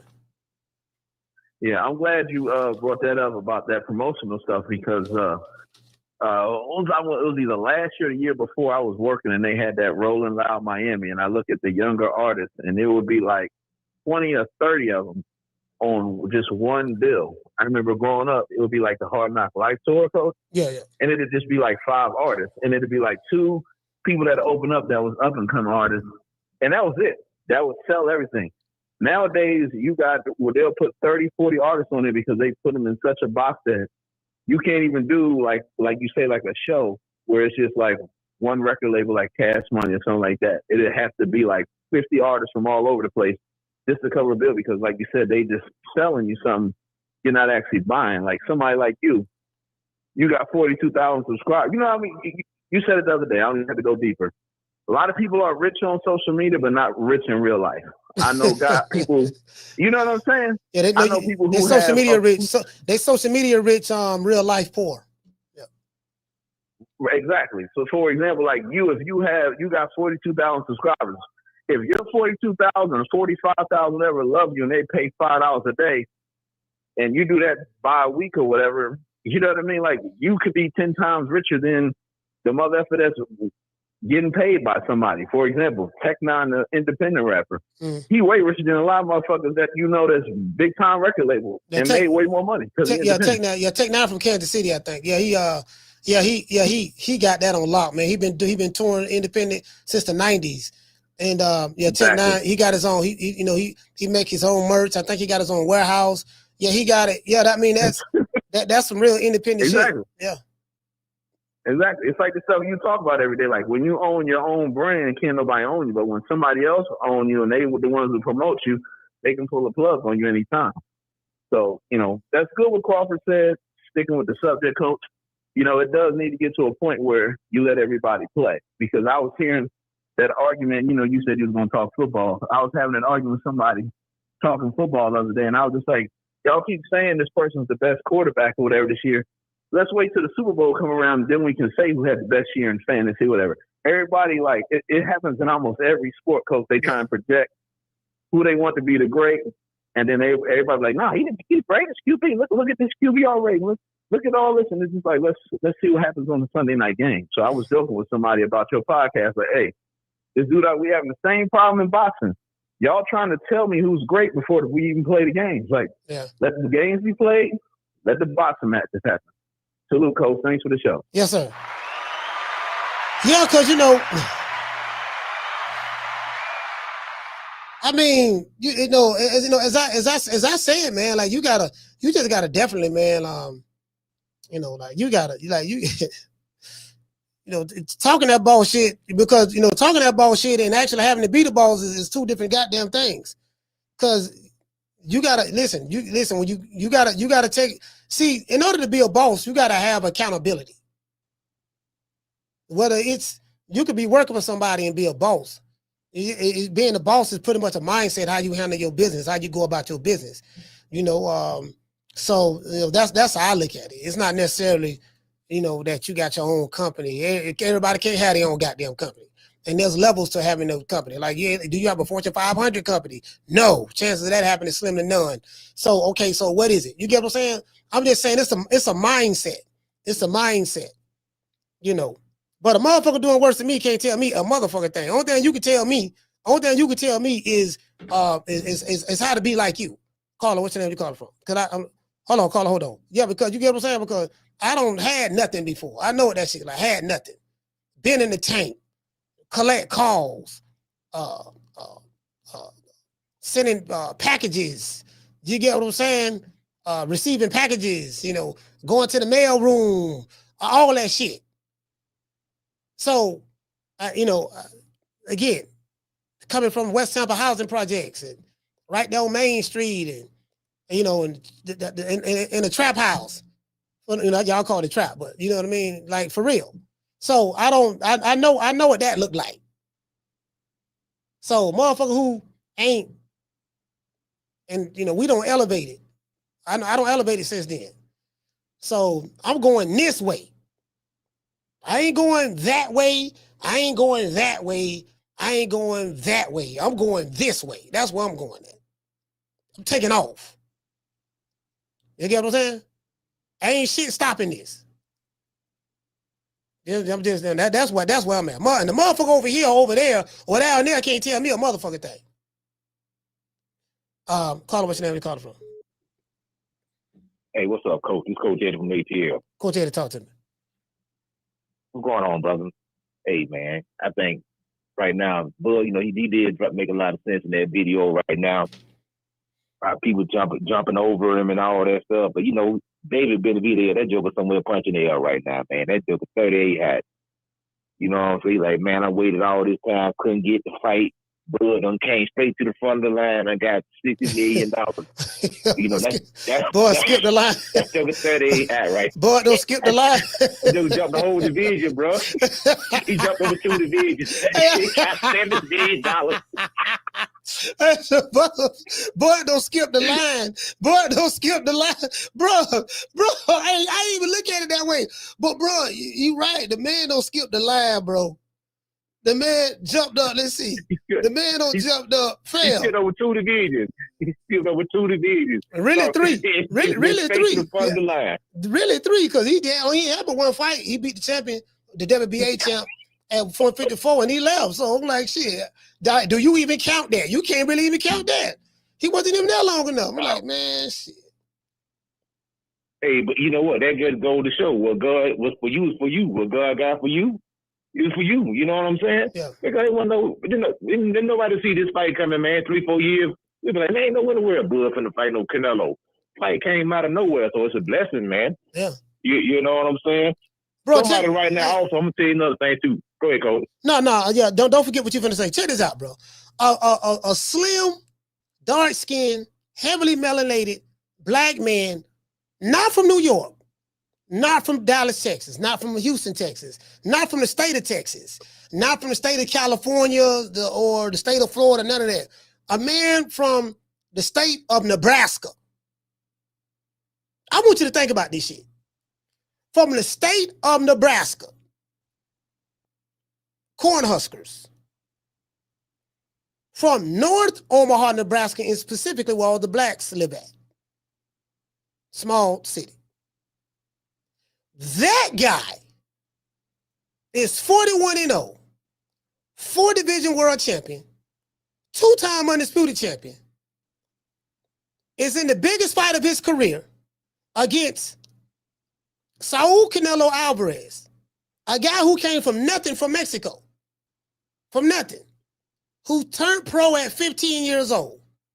The richest fighter, pro boxer in the world is Saul Canelo Alvarez.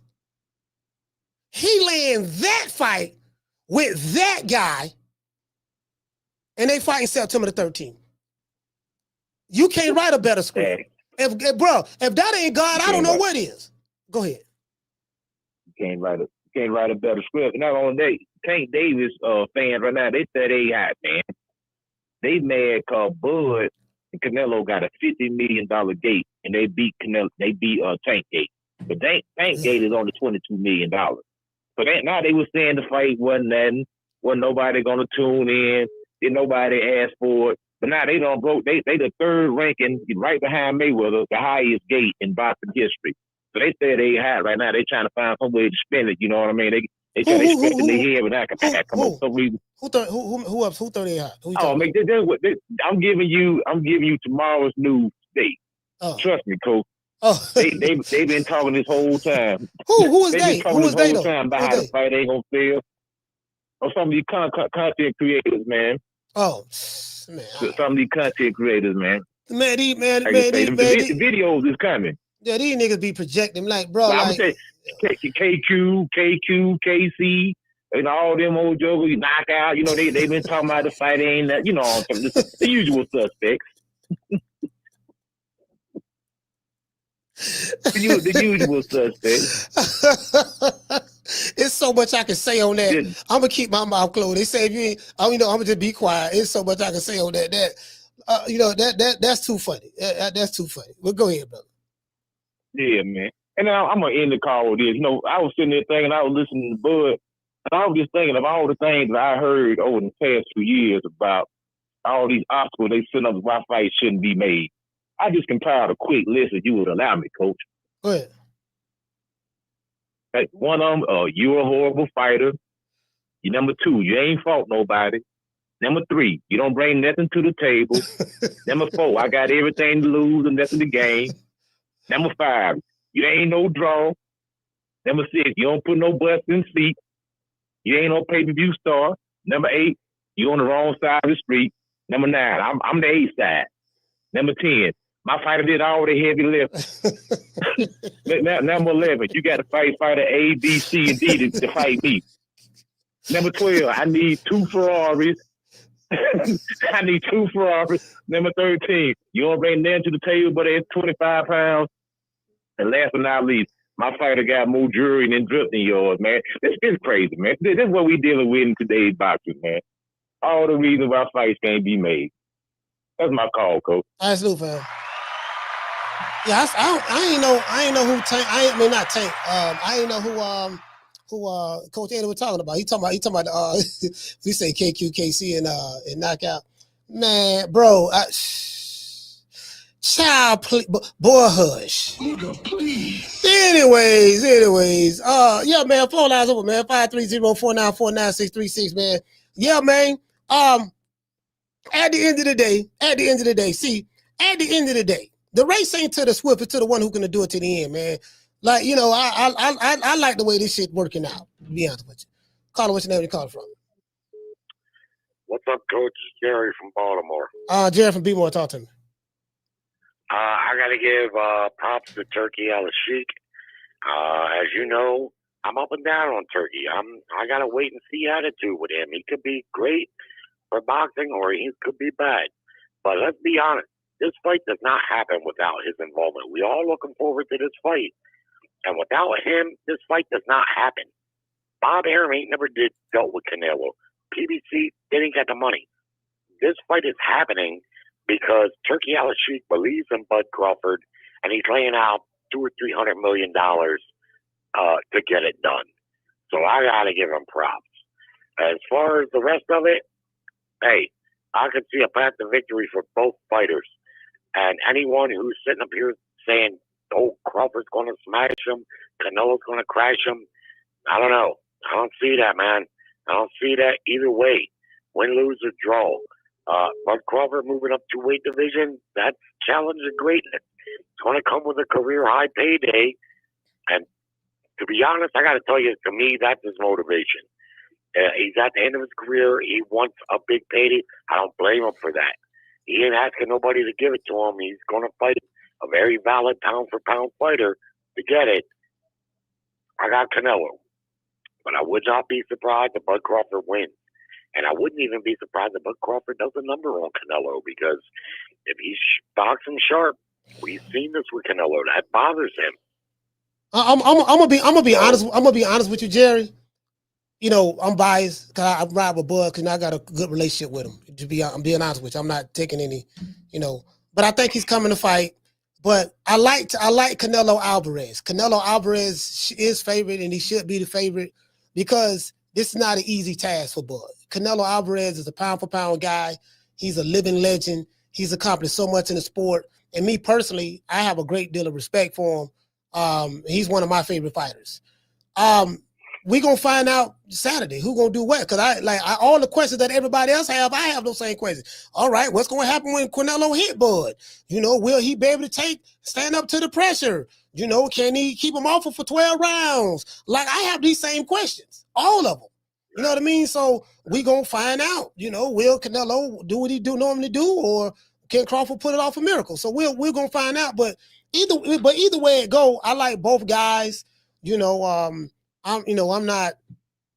not one of those radical fans where I ain't got to shit on Canelo, the big up Crawford, and I don't have to shit on Crawford to big up Canelo. Both of those guys are great, and there's no animosity with each other. Crawford don't hate Canelo don't hate Crawford. Now the fans online, that's something different. The fans are having a digital shootout, you know, but that ain't got nothing to do with Crawford and Canelo. I'm right. They respect each other. They're the two best fighters of their era. There's a couple others, Usyk and Oye. But, I mean, this is a great fight, man. So I got to give Turk props for making this fight happen. Because I don't think this fight has a chance of happening otherwise. And it's given us all something to look forward to. I'm like you. I could see a path to victory for both fighters. We'll have to see how it plays out. The fucking anticipation of it, I don't know. This one's really hurt me. I don't guess I do. I've anticipated other fights, but this one seems to be a little more, I don't know, man. I just anxiety. Is it anxiety? Yeah. All right. I would shout out to Jerry, man. Salute, fam. Hey, shit, nigga, I got the same questions everybody else got. You know what I mean? So, I talked when the last time I spoke to Bud. I think I spoke to him a few days. Was it a few days ago? Let me see. Last Thursday. Last time I spoke to him, I'll probably reach out to him today. I'll probably reach out to him today. Well, I didn't really want to bother him, but I'll probably reach out to him again today or something like that. See, because I know he's probably real busy. Yeah, but you get what I'm saying. So yeah, man. So other than that, that's it. Like listen, all the broke nigga conversation shit is crazy to me. Because all of these fighters are doing very, very well for themselves. I'm saying the top guys, the Canelo's the richest fighter in the world.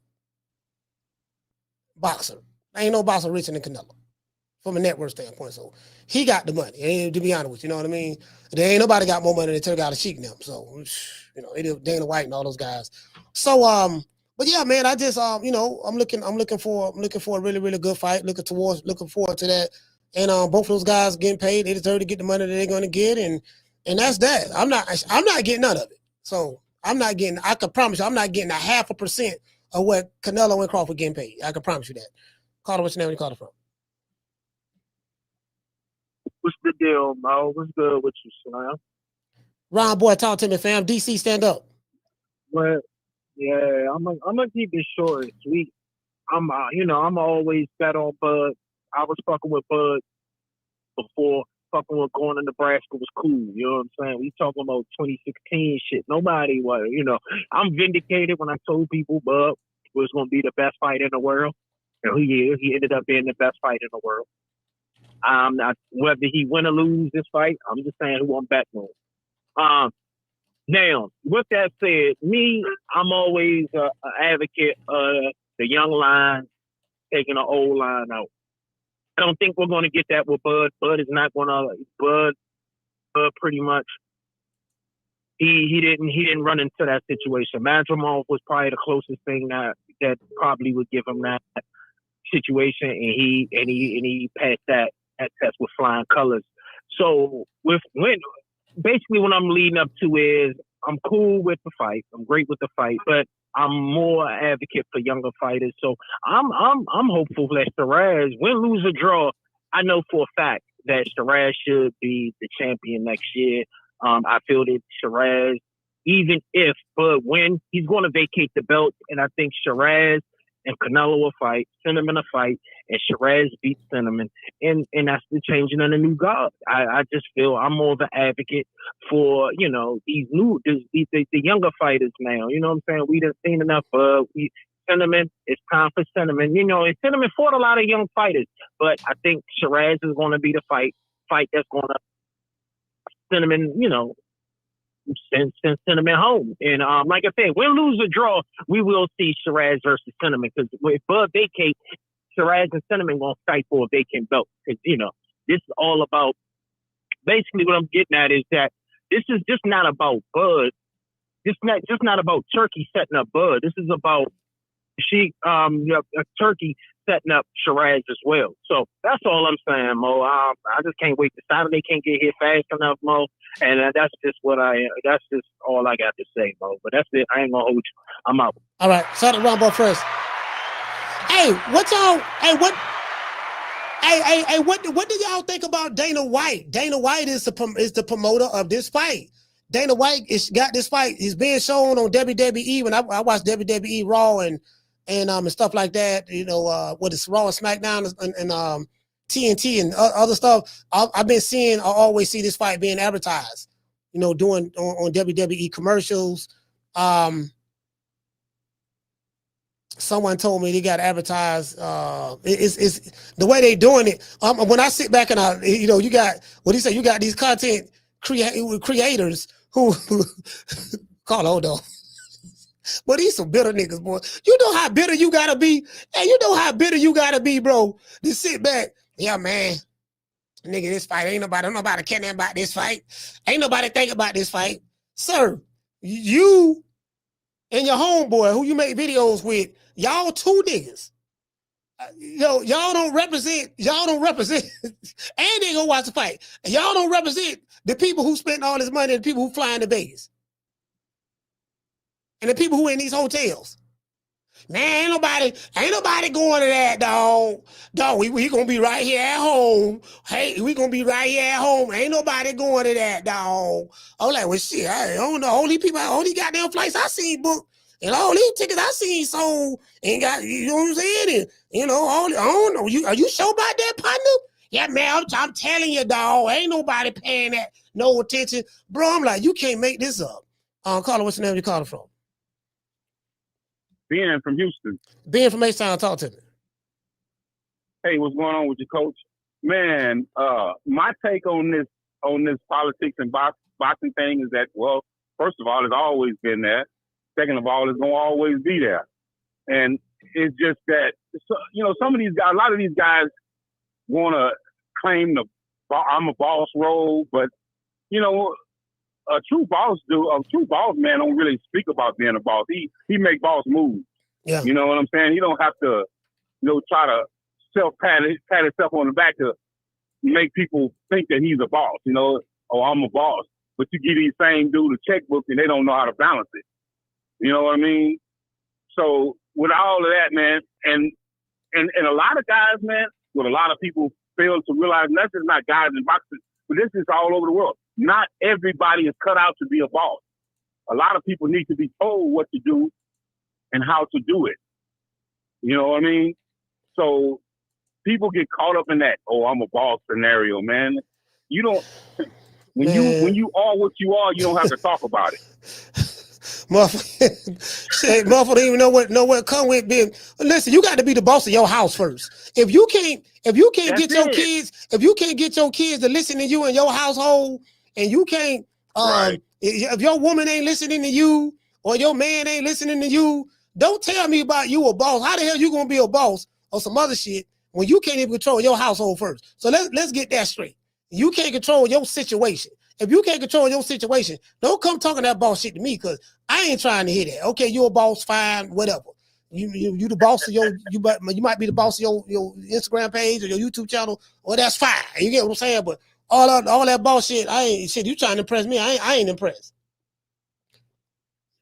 Yeah, and I mean I agree with that. I agree with that 1,000%, man. And then when I say for a lot of these boxers, man, they see, a lot of them see the finished product, and they want to go that road, and they want to self-proclaim, well, I'm the boss, but you still not making no decisions based on your career.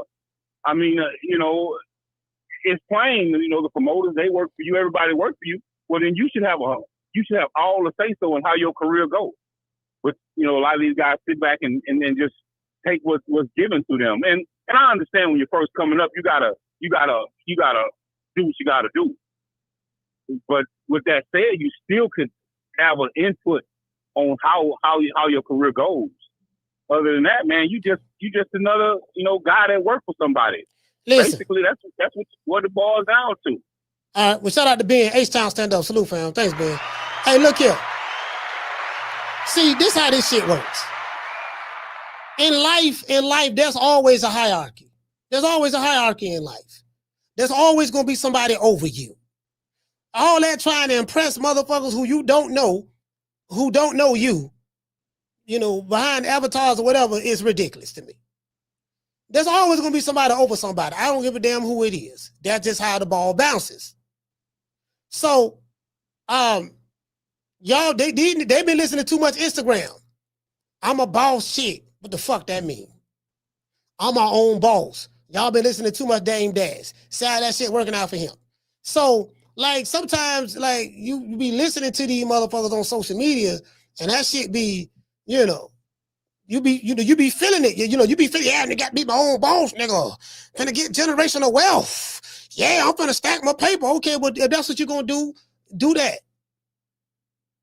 But all that trying to stop for the gram to try to show me, to get me to believe you, And again, me personally, this is just me. What I look like criticizing for anybody who doing way better than me. If you got more zeros in your bank account than I do, what the hell do I look like criticizing you about doing bad business? A broke nigga with a do-rag and a broke nigga getting a social security check can't tell a dude that got a net worth of 8 figures nothing as it relate to business. I'm just got to throw that out there. As it relate to business, nigga, what can you say? Shout out to Mr. Medican. Dropping that quarter of a dub on your boy. He said, what'd you say? He said, I know you think. What'd you say, Mr. Medican? He said, I know you don't drink. He said, but the LDBC told me to buy you one of these. It's on me.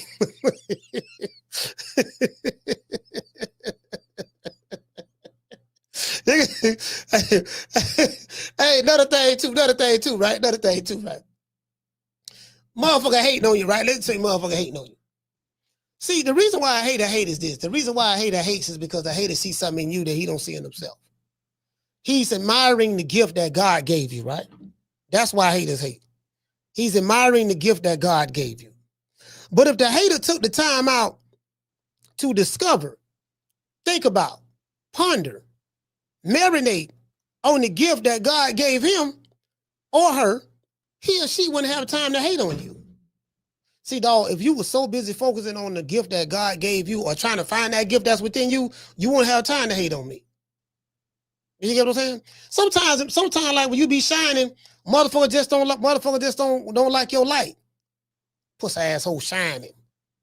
Like you ain't even bothering nobody. You just shining. You got that glow. You got that glow. You got that glow like Show Enough. Or Bruce Leroy. You got that glow. Motherfucker over there duller than a bitch. They ain't got a goddamn thing. Mad, bitter, broke, busted, disgusted. You know, he can't get no chicks, and he tired of the one he got, but he can't afford another one. So, and then he don't like this dude because of that, and you get what I'm saying? Like you just, man, you can't like some shit you just gotta just laugh at now. Like the shit's so funny. It's so funny, like the shit comical. The shit comical. Like I'm telling you, bro, like social media is the funniest thing since Richard Pryor and Robin Harris and Lenny Bruce and George Carlin. Shout out to Marty King. Salute to you, fam. Dropping out super sticker. Shout out to G5. Dropping out $2 super chat. He said 4 days out from the fight of the century. Yeah. We doing another show. We doing another show tomorrow about Crawford Canelo. Another show tomorrow. I already got the show made and everything. It's gonna be a great show. Phenomenal. You get what I'm saying?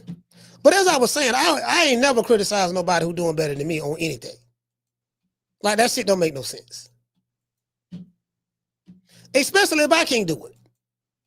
I'm saying if they're doing better than me, they doing better than me. Like, God, I can't. You get what I'm saying? It is what it is.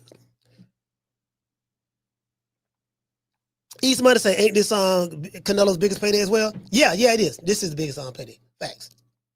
Shout out to Buck Nasty. Buck Nasty, what's going on, fam? He say, like Thugger say, man, watch out. He say, Thugger.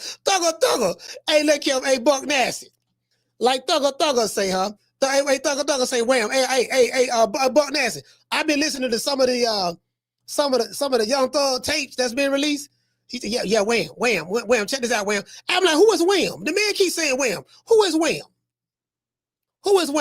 I'm trying to figure out who. Now, I know the group wham. I know the group wham with George Michael and the other guy. I know the group. I never knew who the other dude was. But I remember the group wham. You get what I'm saying? I remember that group. But who is wham, though? Carter, what's your name? Where you calling from?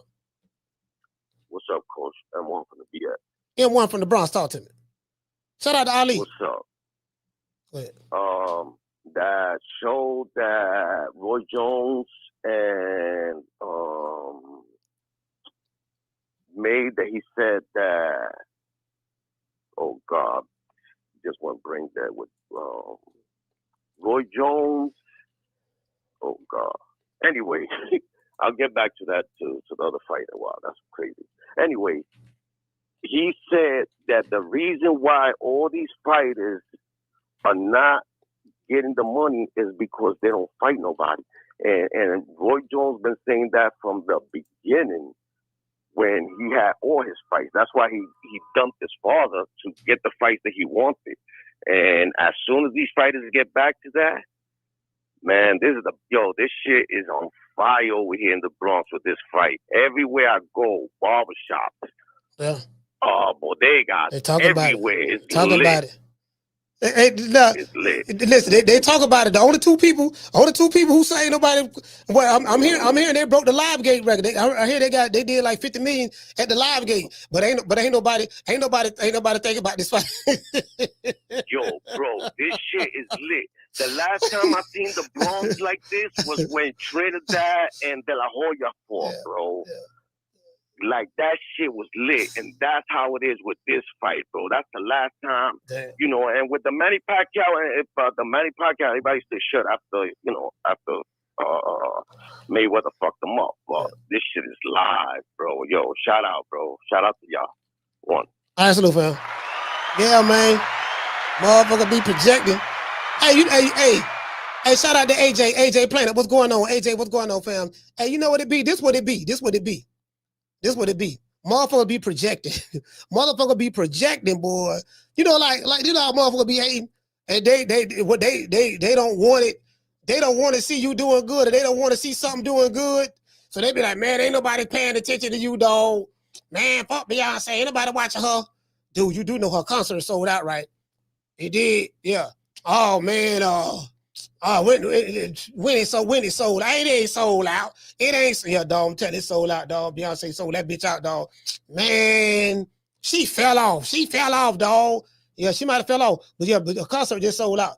Yeah, for real. Yeah, man, ain't nobody gonna go to that shit, dog. Do you know what a sellout is? I mean, there's a lot of people gonna be there. Yeah, did 50 million at the gate? Oh, 50 million, that ain't nothing. That ain't my fighter can do better than your fighter. Ain't done nowhere near that since he been boxing. Oh, okay. Yeah, but anyways, ain't nobody checking for that fight. True. You can't make this up. Do you know, listen, do you know how bitter you have to be just to, you know, I told y'all the word about the confirmation bias, right? Y'all remember confirmation bias? Y'all remember that word I used to always talk about? Confirmation bias is rejecting information that confirmation bias is only accepting information that confirms what you want to believe, or you will reject information that goes against what you want to believe, even if it's the truth. You know, that's confirmation bias. Matter of fact, let's look it up right quick. I see what Bud talking about. You know what I mean? Let's go right here. Confirmation bias is the tendency to interpret new evidence as confirmation of one's existing beliefs or theories. Aha! I know. Listen, hold on. So I'm giving you a perfect example. What these dumbass niggas be doing on YouTube. Man, that man ain't getting paid but $1 million, dog. Nigga, hold on, man. Canelo getting 100 million. He ain't getting but $1 million. He a bad businessman, sir. Sir? Who told you the man getting $1 million? Everybody know he getting $1 million, sir. That you know you making that shit up, right? I ain't making it up. Okay, let's do some research on it. Where you got that from? Don't worry about where I got it from. Just okay. Then he looked it up, right? And he did 50 million at the gate. Damn, no, he get way more than I said he was getting ready.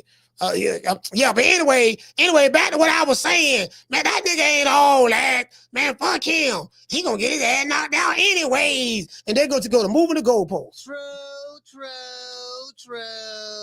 Confirmation bias is the tendency to search for, interpret in favor, and recall information in a way that confirms or supports one's prior belief. That's what confirmation bias is. So basically, if a nigga wrong about something, and he's been proven to be wrong about something, he will continue to push his wrong beliefs, you know, because he don't want to accept the fact that he was wrong. You do know you made that shit up, right? You just made that shit up.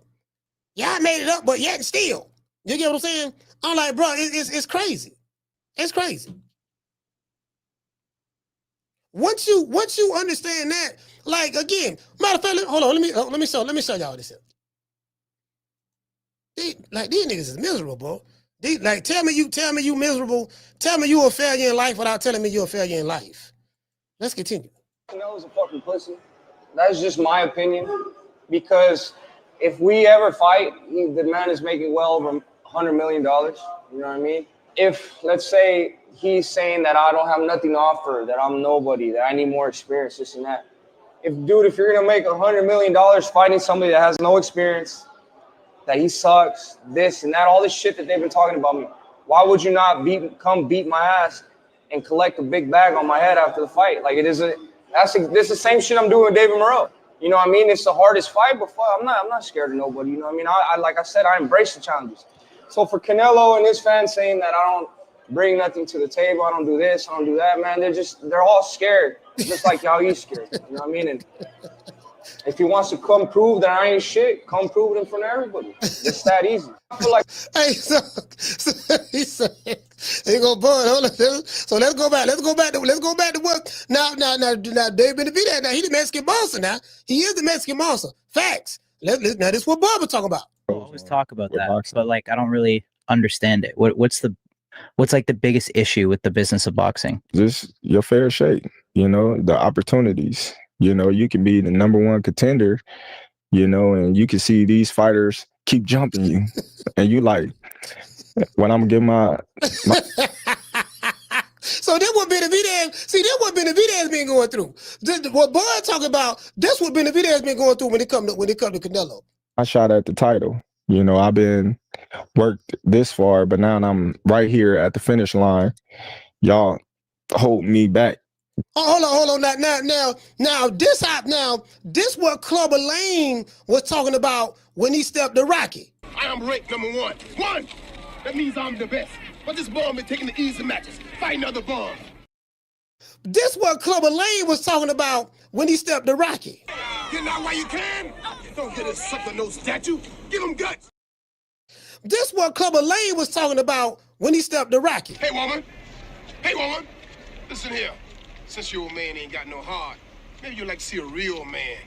I bet you stay up late every night dreaming you had a real man, don't you?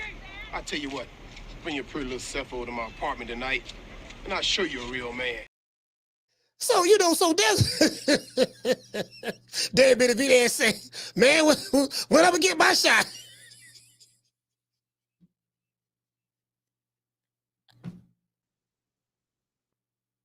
Nigga moved up.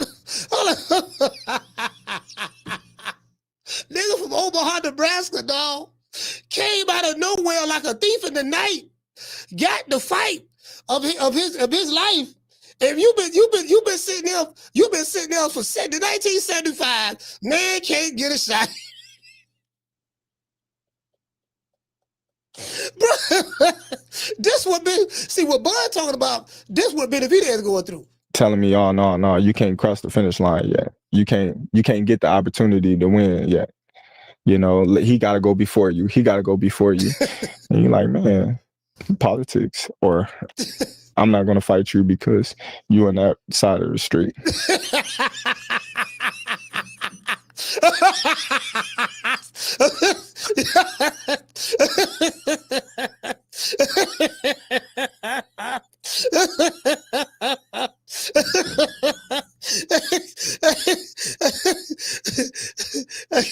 Carla, what's the name? Where you calling from? Carla, what's the name? Where you calling from? Hey, how you doing, Coach? I'm Kenny. I'm calling from Mississippi. Kenny from Mississippi, talk to me. Oh yeah. Nah, this is gonna be my first prize fight this weekend. I'm going to check out Canelo Crawford, man. I'm getting pretty excited watching your podcast, trying to sneak out of work. Hey, man, I'm excited too. I ain't gonna sit here and lie to you. Oh yeah.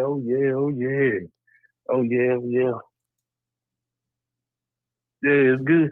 Now you brought up that David Benavidez and Canelo, man. I feel like Canelo blocking him out because that's an American to mix. That's what I feel like, Coach. What do you think? I mean, you know, it is what it is. I mean, you know, Canelo don't want to fight him. He said that on numerous occasions, so he let it be known he don't want to fight him. Yeah. So I mean, that you don't get no obvious in that. No, you're right. But I think it's because I don't know. But I appreciate you, man. I hope I run into some of y'all this weekend, man. Yeah, for sure, absolutely. You should be able to run into some of us. Hopefully you get to run into me, man. It'd be cool. But I holler at you. Shout out to Kenny, Mississippi, stand up. Yeah. Hey, you get what I'm saying? So Benavidez been, Benavidez been getting the short end of the stick. You get what I'm saying? But it is what it is now. Or no, I'm not gonna fight him because you on that side of the street.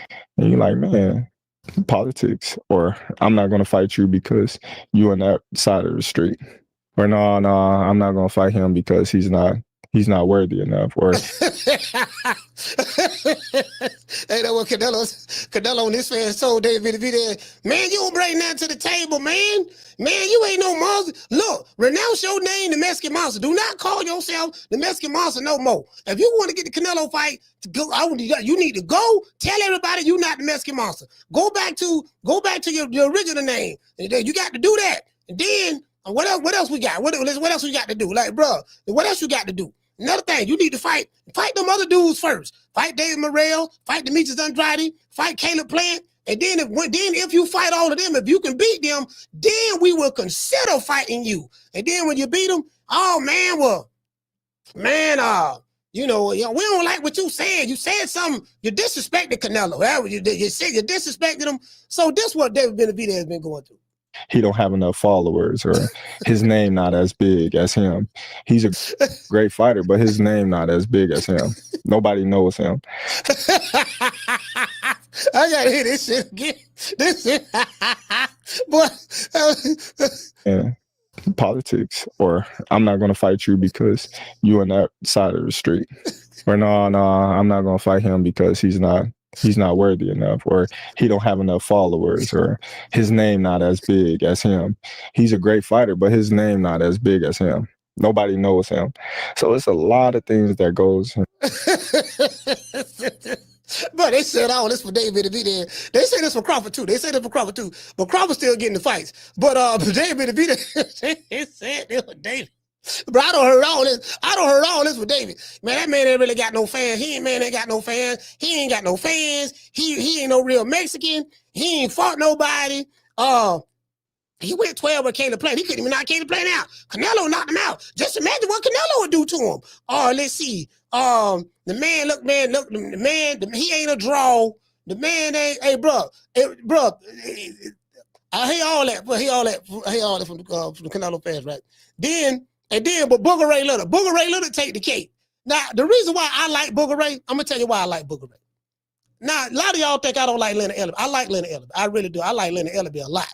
You know what I mean? I think he's a funny brother, real smart businessman. All jokes aside, real smart businessman. I like Leonard, but Leonard is one of those dudes I like to mess with. You know what I mean? Because Leonard be telling the truth though. I don't like what he be saying, but I'm like, man, the man be telling the truth. Like, I'm gonna give you a perfect example, like this. And who's the next big star under Mayweather Promotions? Ooh, we have quite a few young guns, as I say. And I don't want to leave any names out, but we have a great roster of young talent, and we've been very selective about what we're doing. Again, because when you have an abundance of fighters, it's hard to kind of focus on. When a big fight is to be made, it has to make sense for both sides. No promoter or company is going to put their guy in an event with everything to lose and nothing to gain, especially when we talking about this. You know what I'm saying? Interesting. Yeah, man. See, y'all can't be hating on my dog Booger Ray now. Booger Ray holds a special place in my heart. You know what I mean? I ain't never seen a man. Listen, Leonard Ellerbe. What is it? Leonard Ellerbe. October. Okay. Oh, okay. Doggone Keith Cologne has have a fight in Brooklyn. Oh, that's on the Danny Garcia card. Oh, that's on the Danny Garcia card. All right. Hey, well, I tell you what, man. Hey, Keith, if you watching the show, get back, come back. Let me see.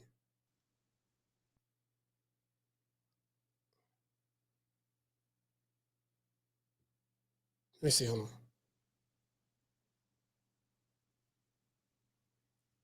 Come back to the show.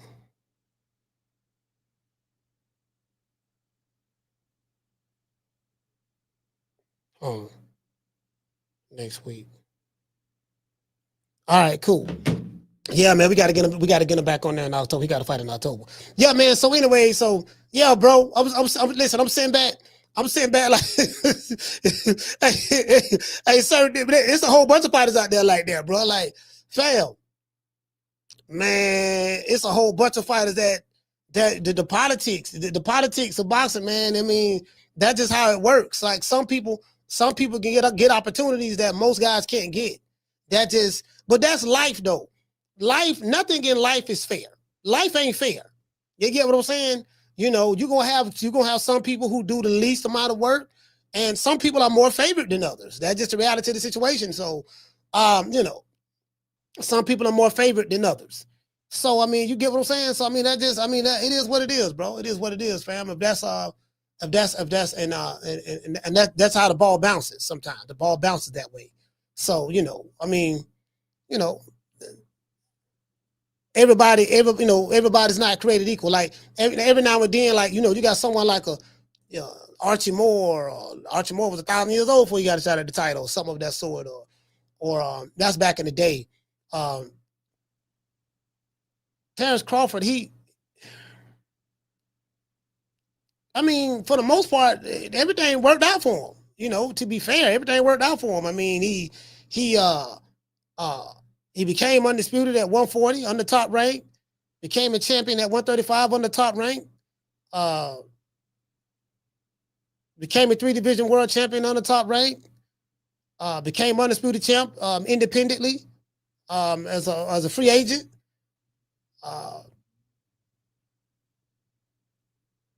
You know, became a 4-division champion as a free agent. And then now he's landing his biggest fight in the history of his career, against Canelo Alvarez. And he did it his way. So that tells me, that's what this tells me. That tells me. And then the unlikeliest of places, Omaha, Nebraska. The unlikeliest of places. You get what I'm saying?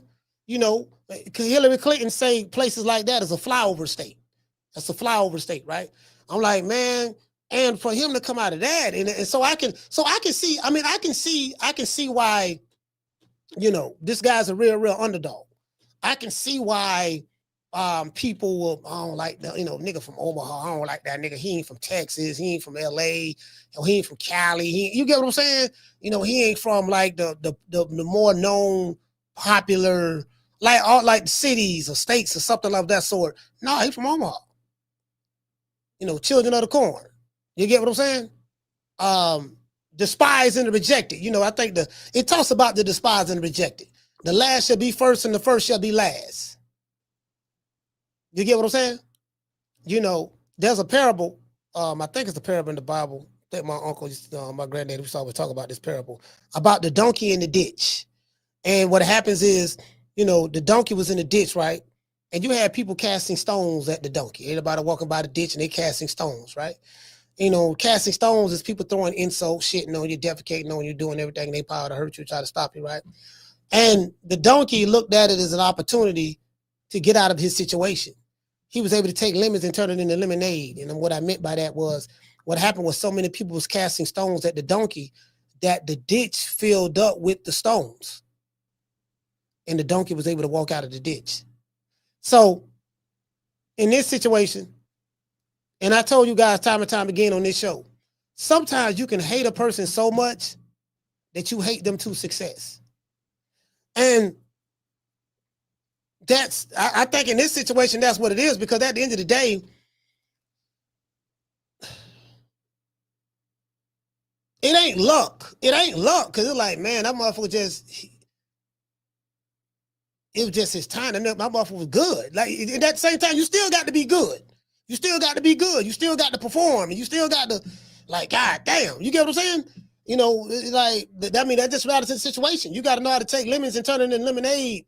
You got to know how to take sugar cane and make sugar. You got to know how to take, you know how to take dye water and sugar and make Kool-Aid. You got to know how to make the best of your situation and have a laser have laser focus and determination.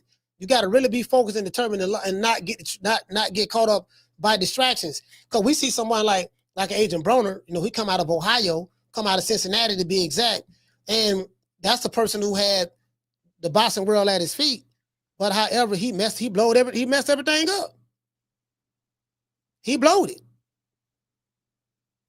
You get what I'm saying? He blowed it. He messed everything up. The man went from rags to riches back to rags. The man went from rags to riches back to rags. And then another thing too, the motherfuckers who cast the stones, when the donkey walked out the ditch, they still got stones in their hand. They looking to throw some more. Just imagine. This is funny. Just imagine a nigga hating you so much.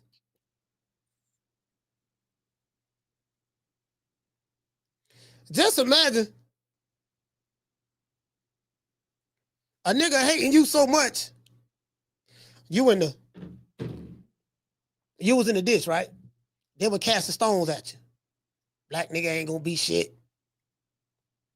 Ain't nobody coming out of no Omaha. Nigga, fuck Omaha. Black ass nigga, he ain't throwing all these stones. All right, the nigga became a champion. So what? I don't care about that. Wasn't nobody really checking for him like that. All right, the nigga moved up to 140. Okay, he fine. Okay, he worked. Nigga building a name for himself on HBO. All right, damn. On HBO, he building a name for himself. Still throwing stones at this nigga. Okay, goddamn. Okay, nigga went to 147. Now we really throwing stones at him. Top ranked Toby. We don't like his mama. We don't like his kids. We don't like his girl. The nigga can't dress. Nigga got ugly braids. We don't like the nigga haircut. We don't like his teeth. We just don't like the nigga. Oh shit, he don't deserve a fight with my favorite fighter. Keep throwing stones at him. He don't deserve a fight with him. You know, he's 60-40, 70-30, 80-20. Take whatever we give you. Man, you ain't fought nobody. Man, you're chinny. Yeah, man, look here, man, you don't deserve a fight. My fighter did the heavy lifting. Just keep throwing stones at him, right? Next thing you know, he beat that dude, take all the belts. Then next thing you know, he done walked out the ditch.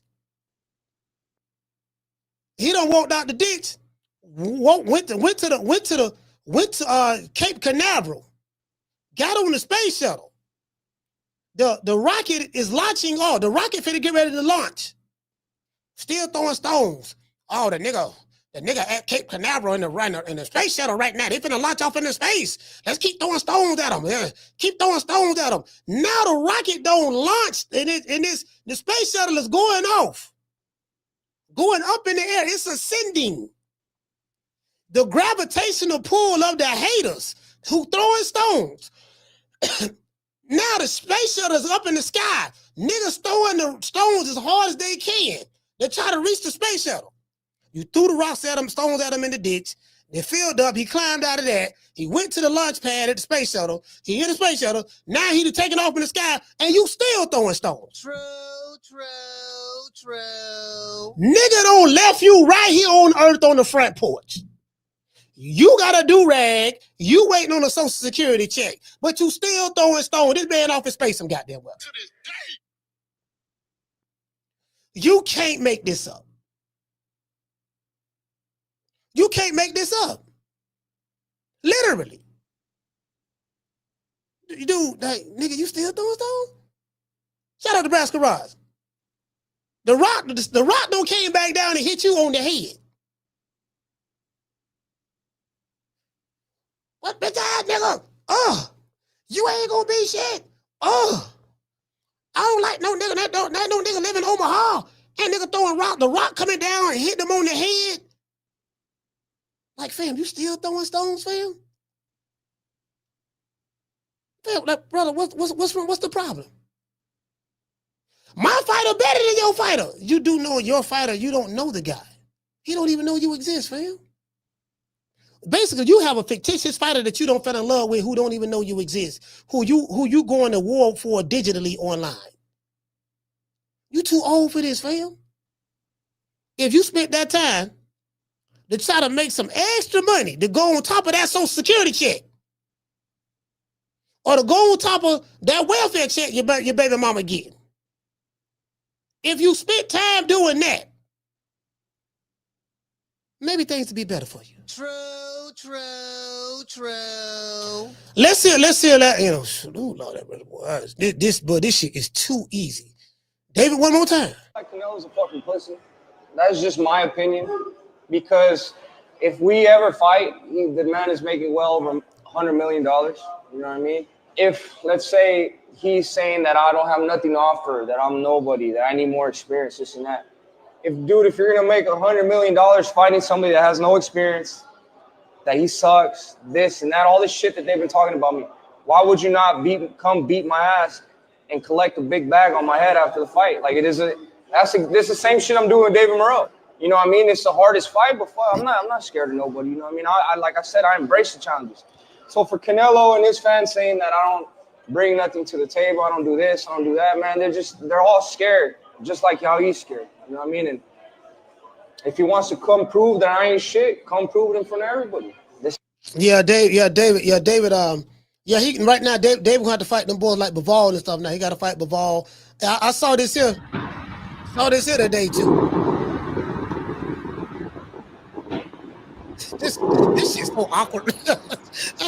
Goddamn Turk out of sheet. Look at that Canelo. Dana White. Look at that Canelo. Canelo. Look at that boy. Boy. Look at that Canelo. You know. And just sitting behind it, you know what I mean? You know, got that little space. This dude right here, Turk out, let me tell you, hold on, let me tell y'all something. This dude right here, Turk out of sheet, telling y'all what's going to go down with the media. I think they got Keith Idec already. Keith Idec, I think he's over there with the ring. And we know they got Mike Carpenter. What Turk Al-Sheikh is going to do. Now, again, I haven't heard this from Turk Al-Sheikh. I don't know the guy. Just telling y'all right now. I haven't heard from him. I don't know the guy. I'm just telling you what I'm seeing. What I'm seeing is he's going to consolidate the boxing media market. As he should, because if it was me, that's what I would do. I think they got Biz already with DAZN. Hold on. I think they got him over there with DAZN already. So, but that's what I would do. You know, there are going to be some other big channels who've been around for a while.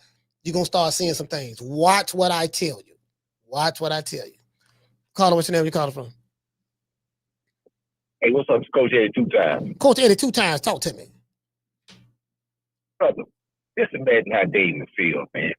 This man done cleaned out a whole division. He destroyed the man that you dubbed for 10 years, which is Demetrius Andrade. He called Demetrius Andrade over fighter and say he did nothing. And then he don't fight neither one of them. Come on, I mean, literally, David cleaned out the whole division out at 168. He steamrolled everybody. And they still said this man ain't dead, man. They made up all these excuses. You already know, man. Come on Saturday, and David's gonna be punching the air, man. Especially if Bud wins, he gonna be like, man, please don't let Bud win. Please don't let Bud. Who gonna be punching the air? David's gonna be there. He don't want Bud to win, man. Yeah, I mean, deep down inside, he can say what he wants to say, but in his heart of heart, I don't think he wants Bud to win, man. Because he felt like it should be him. Yeah. You know what I'm saying? I ain't saying he hate him. I'm just saying he feel like, dang, man, I've been trying to fight this dude for 5 or 6 years. I done got leapfrog. I done did everything I was supposed to fight. Canelo made a whole list of people for me to fight. I fought everybody on that list that Canelo told me to fight, and you still won't fight me. Yeah. So like that man, he feeling bad right now. Hey, happy for Bud though. Bud, I hope Bud knocked this dude out, man. Man, if Bud knocked this dude out, man, this court is archive. Don't you understand what it mean to me to see Canelo fall and taste the canvas and Bud just stand over him? You know what I'm saying? I mean, bro, man, that'll make my day, man, to see Canelo take that loss, bro. I don't know what I'd do, man. I'd be super happy, man. I'd be like Hector Belenga, man. I go on a parade, man, right here in Atlanta, man, for Bud, you know. He said, "Be like Edgar Belenga." You gonna be like Edgar Belenga. So you gonna throw your own parade. Hey, listen, man. Don't listen, brother. You mentioned the Puerto Rican assassin. Now you know there's a special place in my heart for the Puerto Rican assassin. You know that. We bouncing back. We had a hiccup with Hamza Shiraz. You get what I'm saying? We coming back in December. The Puerto Rican assassin. We started from the ground up, coming back up, and we're gonna be back on top next year. We want our rematch from Canelo. We want the rematch. We want the rematch with Canelo, and we want the rematch with Hamza Shiraz. That's what we're looking for next year. Finna knock this fool out, man. Hey, and one more thing, I'm gonna be real quick. They got some tickets that was $68,000, man. Yeah. Some of them tickets they were selling, man. Listen, they got some. Hey, $68,000, man. They got some high rollers, man. That's gonna be at this fight. Yeah, man. But I can't wait to see the meltdown on some of these pro tank channels, just so I can sit back and laugh, watch them cuss and fume and curse and try to disprove it and say it's cap and everything else they're gonna try to say, because Bud they done double what Tank did. Tank and Ryan did 22 million. They done did 50 million. So this fight that nobody want to see it. So what you mean? What did the Tank channels got to do with this? I'm trying to draw the connect. What does that have to do? Man, they've been hating on the Bud fight the whole time, man. I'm telling you, for the past 2 or 3 months, and they just been hating on Bud fight. Somebody, this fight don't nobody want to see the fight. Tickets ain't selling. They been saying everything. Ain't nobody interested. Ain't no star like Tank. He just, they've been saying everything, man. I said, bro, what got to do with this fight, man? It ain't got nothing to do with Tank. Y'all just want to hate on Bud, man. Bud can walk on water. He think he Jesus Christ, man. Man, they been saying everything, man.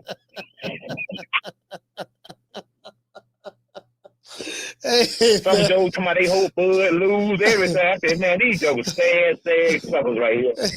Don't even root for your brother, man. Come on, hope the fan lose and all this old stuff, man. You got it bad. When you on the phone, hang up and you call right back. You got it bad. When you are a hater of a guy who is doing real good. Oh, you got it. Yeah, man. It's crazy. But I'm talking about, it was a bad case, man. Sunday morning, I watched them 2 clowns. Yeah, don't nobody want to see this fight. Yeah, man. They ain't selling no tickets. Yeah, they ain't selling no tickets, man. This fight, man, ain't sold out yet. Ain't fight sold out in 1 hour. All this old stuff. Hey, come on. Y'all sound like cornballs. Man, that's my call. All right, man. Salute, fam. Boy, these niggas, boy. These niggas got it bad, boy. Boy, these niggas got it. I don't know what's wrong with these dudes, fam. Fam, what's bro, bro, oh my God. Anything Canelo gonna be involved with gonna do well. But then when you got Canelo, with the name or the intrigue that Crawford brings to the table, and then you got the financial backing of Turkey al-Sheikh, who have the financial backing of the Crown Prince of Saudi Arabia, and Dana White in the mix, being the promoter, the lead promoter, it can't help but be successful. That's what these people do. Now, Turkey have lost money before on events. He lost money, yes, you know what I mean? And in business, you're gonna lose money.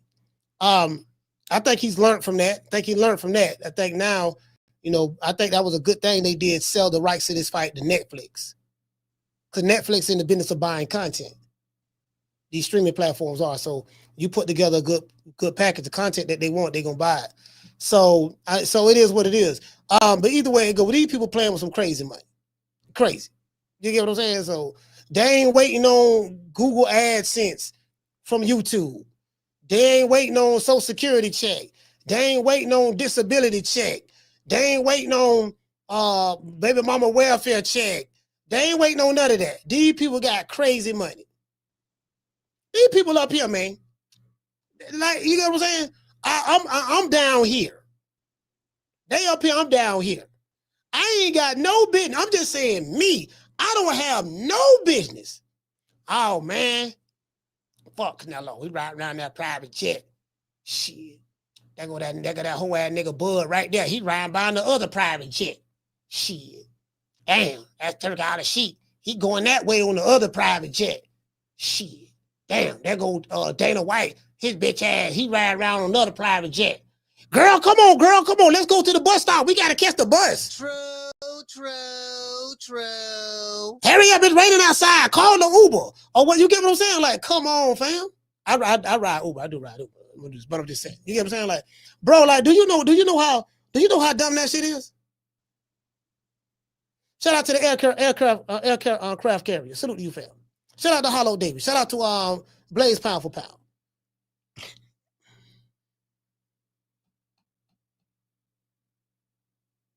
Like, for real, though. Dudes, okay, they like Tank. Last I checked, Tank is a millionaire. Last I checked, Bud is a millionaire. Last I checked, the niggas who team Tank and team Bud, ain't none of them no fighters. The only throwing hands a nigga gonna do on YouTube is all caps, gun emoji, demon face emoji, and a video. That's the closest thing to a fight you gonna get. And those are the facts. I know I be everywhere. Telling you. Those are the fighters. If Tank and Bud don't like each other, that's between them. That shit ain't got a motherfucking thing to do with me. Tank got me blocked, but it is what it is. Again, I don't get paid. I don't get the check from neither side. You get what I'm saying? Like, the shit don't make no sense. Niggas be so fanned out. See, that's what it be too. That's what they be, old niggas, man. The old niggas is the most disappointing. I don't get mad at the young cats, because the young cats, I just, you young and don't know no better. Young, dumb, and full of calm. You don't know no better.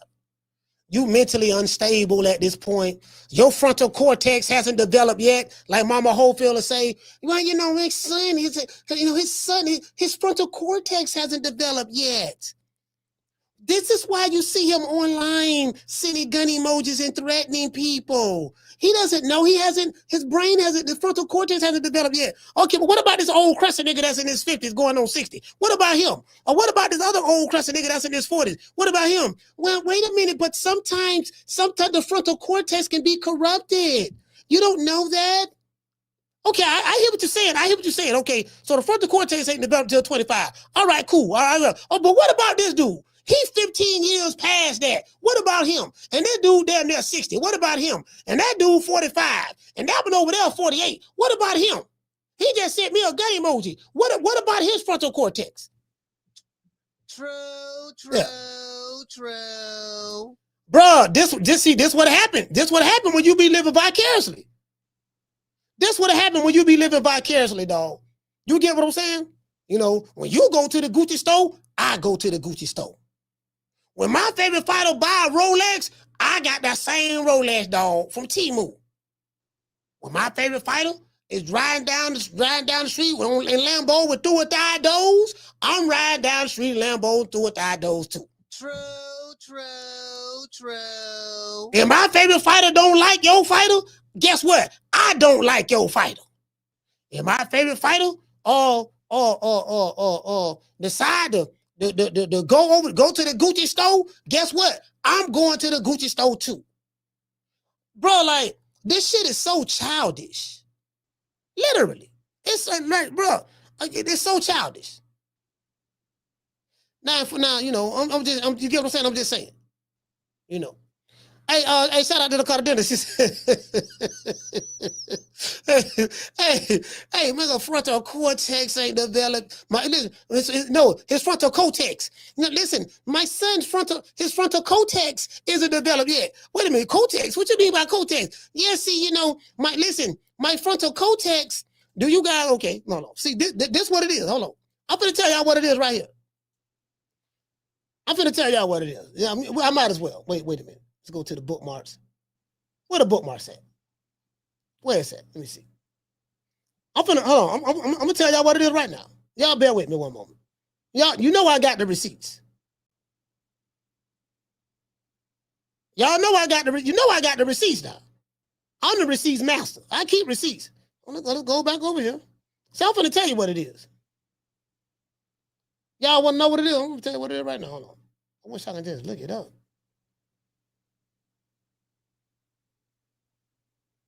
Damn, I wish I could just. Hold on, I'm trying to pull it up. I'm trying to, y'all know what I'm looking for, right? I'm trying to find gooch grease. No matter of fact, let's look up the gooch grease. Let's look it up. See, this what it is. See, I need y'all to know. I need y'all. See, a lot of shout out to a lot of my sisters out there, my women out there. See, y'all don't know. See, y'all don't know. See, some of y'all don't know what this is. I gotta let y'all know. See, these niggas in boxing, especially the old crusty niggas. I gotta say old and crusty. If you in your 40s and up, you's an old crusty. Not because of your age, but if you use old crusty nigga logic, like your brain, you have crusty thoughts. You wake up on the crusty side of the bed, or you hate crusty. Your breath smell like crust. You got crust all in your drawers. Just old crusty nigga. Like these dudes are just some old crusty niggas. Just bitter. It is what it is. Let's continue. Here we go right here. Stop my lunch. I just couldn't eat anymore. It's a male hygiene problem or issue called gooch grease. Gooch grease is a male hygiene problem. Thank God I don't have that problem. True. Let's continue. Was like, what the hell is that? And after Googling it, I was bothered, victimized, bamboozled, led astray. It's described as a culmination of lint, sweat, and dried up pieces of feces between a man's butt and balls. So this what's going on. Niggas in boxing, they got dust, dirt, and pieces of feces between their butt and balls, and the gooch grease is acting up. They feeling kind of Gucci today. Gucci, they got the gooch grease. Gucci, you get it? Gucci and gooch. They feeling kind of Gucci, and they just be, the gooch grease be. I ain't never experienced that, so I don't know how I feel, but these niggas, like, you can tell because they be wiggling around in their seats and all that stuff there, and it's kind of like you got crabs, but it's not crabs, it's gooch grease. True. Something like that. But anyway, let's go. First of all, who are these men? But he say, first of all, who are these men? Is these niggas on boxing on YouTube? True. Whole bunch of these niggas got gooch grease. I can promise you that. Oh, he feeling kind of Gucci. Yeah, he Gucci. Yeah, he Gucci too. I know he Gucci. I can tell the way he's scratching. Yeah, he Gucci over there too. That's why he frowned up. He mad. Yeah, he feeling kind of Gucci too. Yeah, that's the. But we gonna call y'all the Gucci crew. There was a group in Miami called the Gucci Crew back in the day. One of my favorite rap groups, Gucci Crew. But y'all Gucci spelled different. The Gucci Crew back then was called Gucci, Gucci like the Gucci. These niggas is Gucci, GOOCHIE, Gucci. Like Coochie, but it's Gucci. We gonna call these niggas the Gucci Crew. True. Yeah, the Gucci Crew. Problem is so bad for some men, according to some reports, they now have to use women's maxi pads to stop the mixture from messing up their underwear. It's a mixture now. Let's get into this. Joining me to talk about it, Steph Schaffner. Hey, now just imagine these whole ass hating ass niggas going to their baby mama house or their mama house, baby, Tom, what? I got to go. Damn, you get on my nerve. You been playing video games all goddamn day. Nigga, you down there 60. Why you baby, don't worry about it, baby. Why you scratching down there? Baby, where your maxi pads at? My maxi pad? What you need my maxi pads for? You know I went to the doctor, babe. You know what the doctor told me? What he told you? He said, I got gooch grease. That's why I've been scratching and smelling down there. That's why I've been hating on niggas who doing better than me, babe. I've been hating and saying that fights ain't selling. That's really selling and mad that these niggas flying around in private jets and just hating on black niggas from Omaha, Nebraska. Because I got the gooch grease. Baby, so they told me that, I be having to stain in my drawers, my Fruit of the Loom. So what I got to do, babe, I need to get some of that, get the maxi pad. It's gonna keep my drawers from getting messed up. I got it's down there in the bathroom. Go in my bathroom, look past all them roaches that you're gonna see flying around, look past the roaches, and in the back, you're gonna see the maxi pad. Now it might be a roach or two in there laying some eggs, but don't worry about it. Just get one of them and you'll be okay. True. True. You can't make this shit up. Like this, like taking candy from a baby. Influencer Bevan Biggers, and media personality KG Smooth, and comedian and sports journalist Barry Laminack. So Barry, have you? I don't know what to do.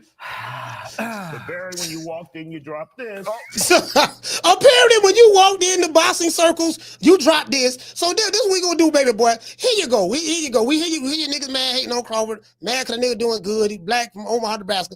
Don't worry about it, dog. When you dropped it, we got something for you. Here you go. There you go. There you go, baby boy. There you go. Here you go, baby boy. Pass it down to him. There you go, baby boy. Have that there. And he said, okay, that boy. That boy. See, that's what we got to do to these niggas. That we got to do that to him. Let's give him a round of applause. That's what we got to do. Here you go, dog. You get it. You go Max Pad right here, dog. I know you got Gucci grease. You finna Gucci this. Just walk. Hey, Mr. Savannah Can, just walk up to him. Hey, Schoolo, just walk up to him. Hey, man, you feeling kind of Gucci today? Hey, man, you feeling Gucci? You feeling Gucci today, dog? Don't worry about it. Listen, I hear you did a 12-hour live hating on the nigga. Don't worry about it, dog. I understand you mad. You know, if I had Gucci grease, I'd be mad too. So I understand, fam. I ain't mad at you. I ain't tripping. You know what I mean?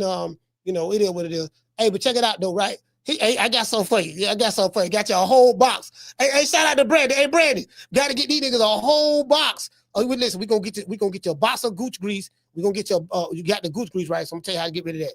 We gonna get you a box of Maxi Pads with some Blue Star ointment. Got to get the Blue Star. The Blue Star work. If you ever had crabs before, you know what Blue Star for. You know you got to get the Blue Star. See, you got to get the Blue Star, and you got to get that hate at your heart too. So then we got to do right. You got to get the listen. You got to get rid of the Gucci grease. You got to get the Blue Star ointment. Take this Maxi Pad that your baby mama that got down there by the roaches, and you got to get that hate at your heart. That hate is really what's doing it. Like, man, you're gonna get a yeast infection with all that hate. True. A yeast infection. You get what I'm saying? Bro, you got a whole lot going on down. That's these niggas in Boston with these YouTube channels. Just like just hating for no reason. You did? I am sick of hearing these bullshit Superman stories about the Wassa legendary Bruce Leroy catching bullets with his teeth. Catches bullets with his teeth? Nigga, please. Yeah, man, it is what it is, man. So, you know, I like this fight coming up, man. I really like this fight coming up. Like this fight right here, man. I'm excited about this fight. You get what I'm saying? We're going to do our predictions tomorrow. So tomorrow we're going to do a prediction. You know what I mean? Everybody know who I got. Everybody know who I got. So we're doing our predictions tomorrow. I'm, you know, so really excited about this fight, bro. Like we need this fight in America. We need this fight, bro. We gotta have the big fights, fam. This is a big fight, you know, something to get excited about. The twist it is in the air. You know, we was talking about it at the barbershop as well. You know, yeah, we were talking about it at the barbershop. So, you know, looking forward to flying out to Vegas, being on that bird. You know, man, just really just enjoying it. I'm gonna go live. We're going live out there too, though. We're gonna go live out there. I don't know what day I'm going. Well, I know I ain't going live Friday. We go live. It's gonna have to be Thursday. Damn, we might not. Yeah, because by the time I land, it's gonna be about 3 o'clock this time. We're gonna go live though, because I know I have some interviews set up. A lot of, you know, everybody gonna be out there. So, you know, everybody who I fuck with and rock with gonna be out there. So, you know, I'm gonna try to get us some exclusive, some good interviews. I don't have get us some good interviews, stuff like that. So, you know, we gonna get it cracking. We gonna get it cracking. It is what it is. Hey man, shout out to Tila, man. Tila, what's going on, Tila? Hey, okay. Shout out to Tila. Tila, what's happening? Let's give a shout out to. Let's see, did we got any? Let's give a shout out to Marta King Boston. Hey, okay. G5 from the Bronx. Hey, okay. Mr. Tomato Can. Hey, okay. Shout out to the lovely Tila. Hey, okay. The lovely Miss Connie. Hey, okay. Brandon Sweet Like Candy. Hey, okay. Schoolo X-Man. Hey, okay. WMS 702. Hey, okay. Highlight Space. Hey, okay. Shout out to Hollow Davis. Blaze Pound for Pound TV. Legacy Mindset. Shout out to Carlos. Superman flying through to save the day. Let's see. Detail the truth. D-Dubs. Daniel Agnew, what's going on, baby boy? Hey, like I said, you know, you could be like the donkey in the ditch while they cast the stones. You gotta know how to take them stones and use them as a pathway to get out of the ditch. You get what I'm saying? So just understand that. Listen to some of the parables we dropped today. We dropped some gems today, some good parables that you can relate to. Just continue to do your thing. Boy, if they ain't hating on you, boy, it's something you ain't doing right. Trying to tell you, boy, should I listen? If they ain't hating on you, it's something you ain't doing right. You get what I'm saying? So always be happy when you have haters. Always. Please do. It's always a good thing. Shout out to Jorango. Shout out to Lonnie. Schoolo, what's going on? DC Curry in the building. The Natural. Keith's Bulldogs is here. Shout out to the Cardenas. Shout out to Miss Sheila from Cali. Can't forget about Sheila from Houston, H-Town. Let's see. Shout out to Coach Eddie from ATL. Ron Boy Fresh from DC. Ben from H-Town. M1 from the Bronx. Keenan from Mississippi. Shout out to Cora from Texas. Jared from B-More. Let's see, man.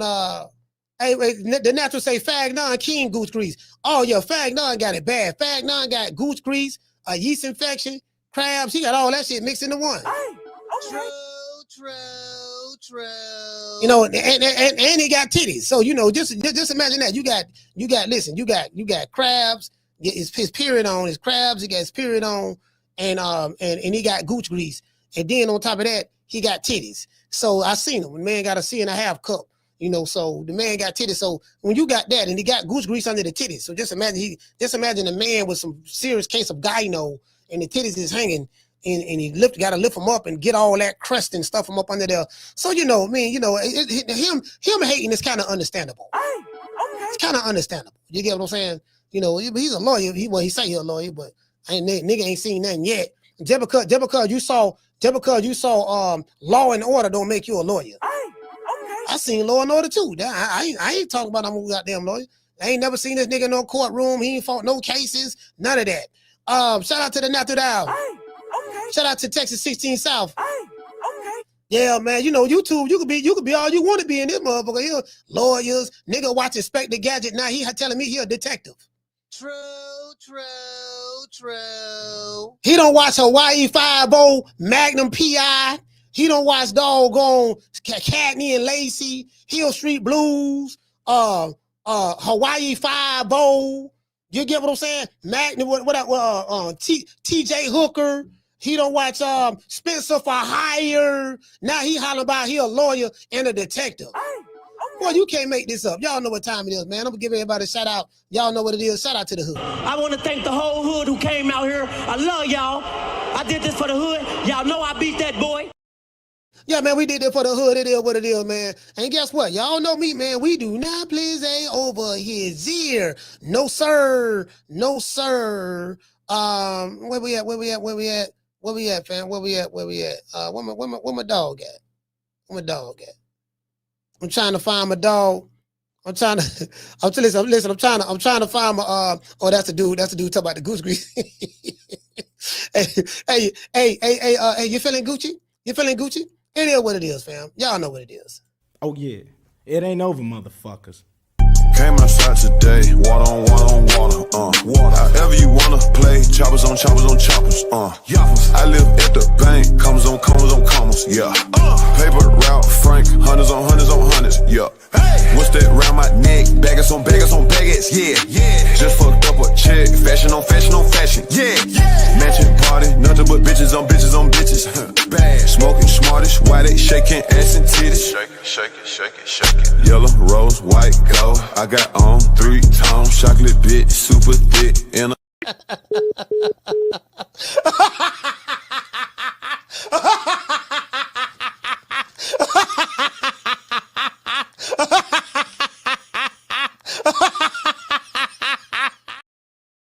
I had a motherfucker leave a comment. Hey, bro, I swear to God, I had a dude that left a nasty comment. Yeah, goddamn, y'all nigga always laughing. Oh, laughing ass nigga, you always laughing. Shit ain't goddamn funny. Oh, fake ass nigga around here laughing all the time. You know, fake ass laughing, this and that.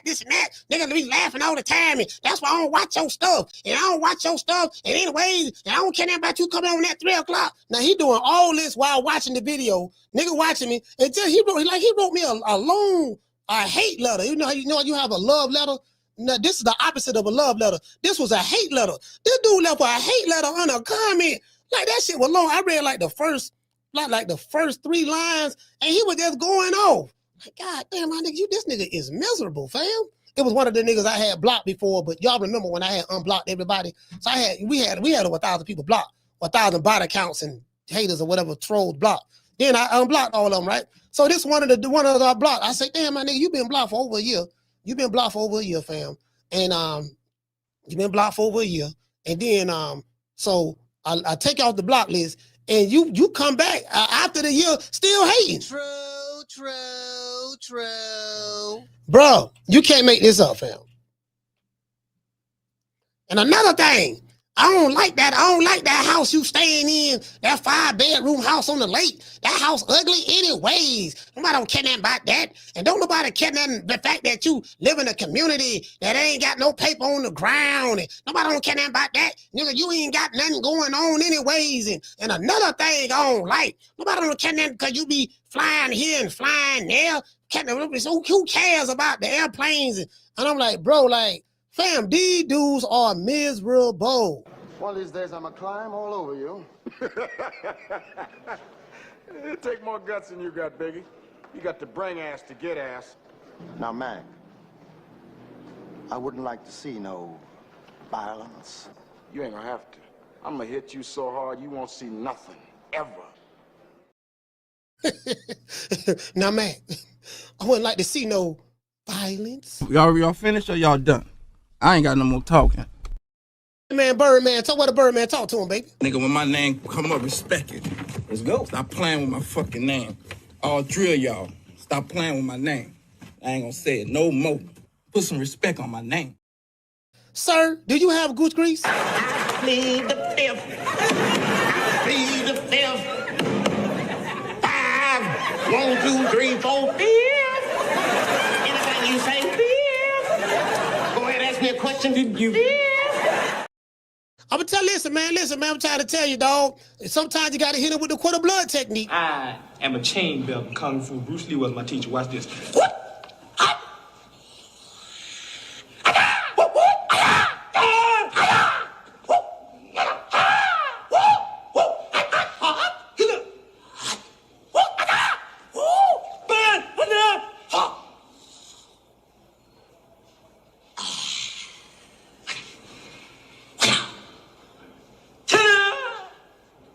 Called the quarter blood technique. You do that, a quarter blood will drop out of a person's body. Yeah, man, we gotta hit these niggas. With the quarter blood technique, man. They be hating too hard, dog. Like my nigga, y'all be hating too hard, man. God damn, ease up, my nigga. Hey, yeah. Oh, that look good.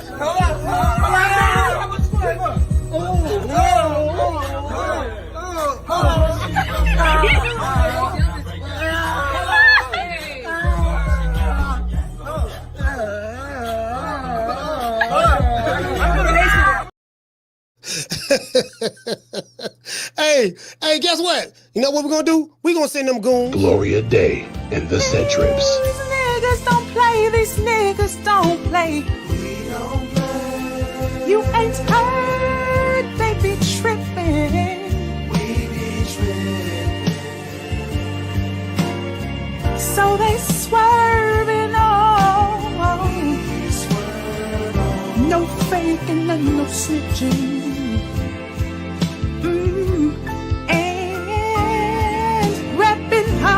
For the set,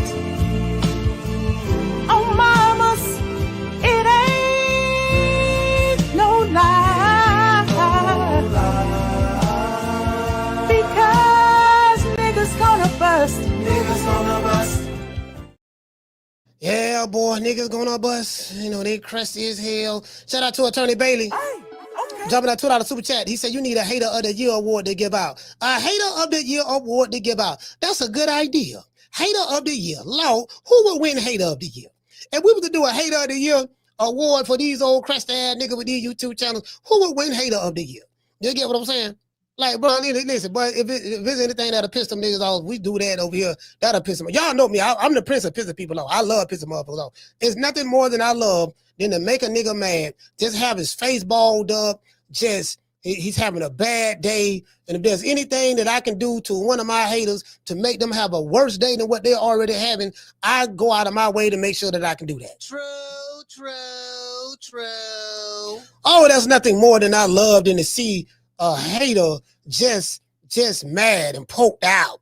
You know, that's why I go, that's one of my main motivations for going live Monday through Friday.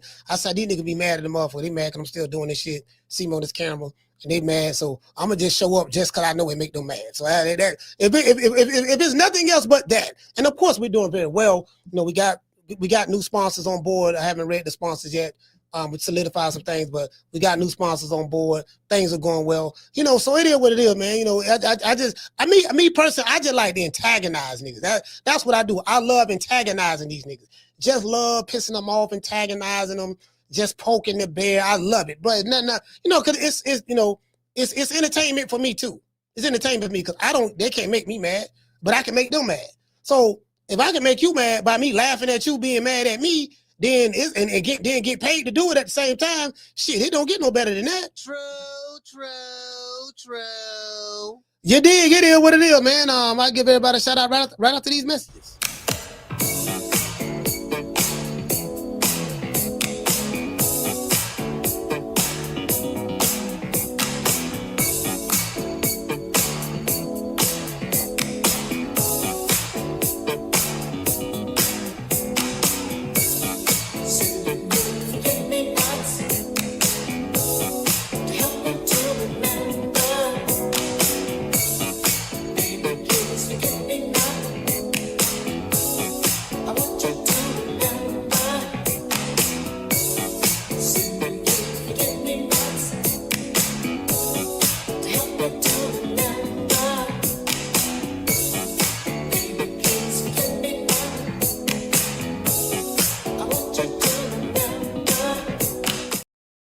Hey man, it is what it is, man.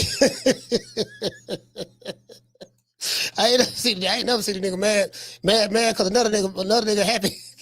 Why you happy? What you smiling for?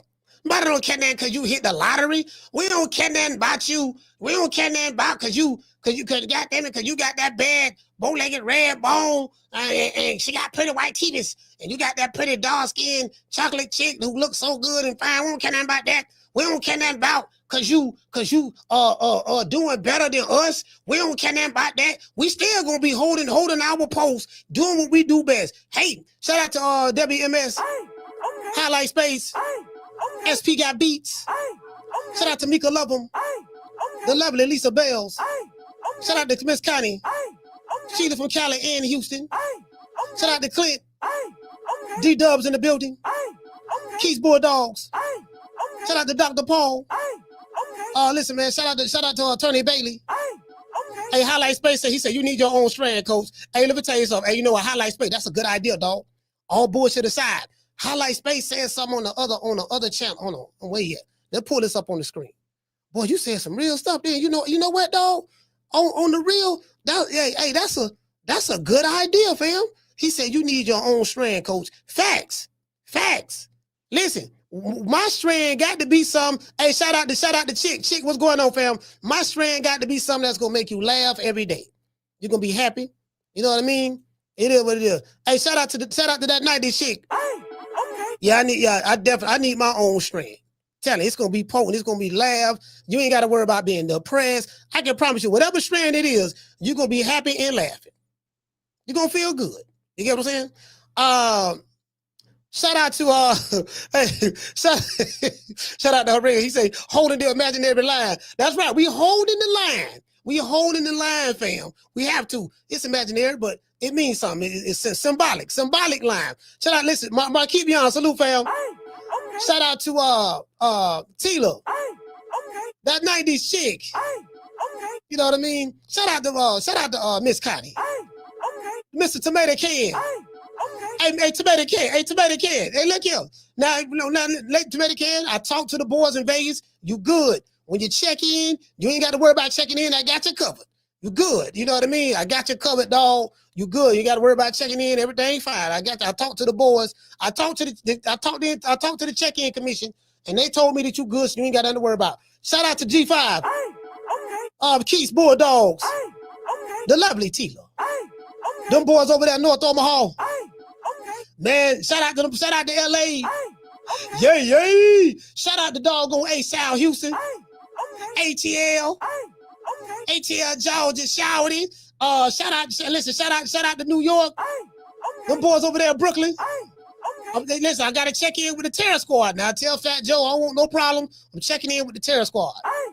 The Pistol Pete, tell Pistol Pete I said what's up. I ain't trying to get shot no time soon. I done been shot twice already. I don't like it. I ain't trying to get shot third time. Shout out to Pistol Pete. Just gotta make sure I'm covering all bases. Shout out to Remy Ma as well, just in case I get caught slipping in Brooklyn. Not Brooklyn, in the Bronx. I can be, I can be covered. Let's see. Shout out to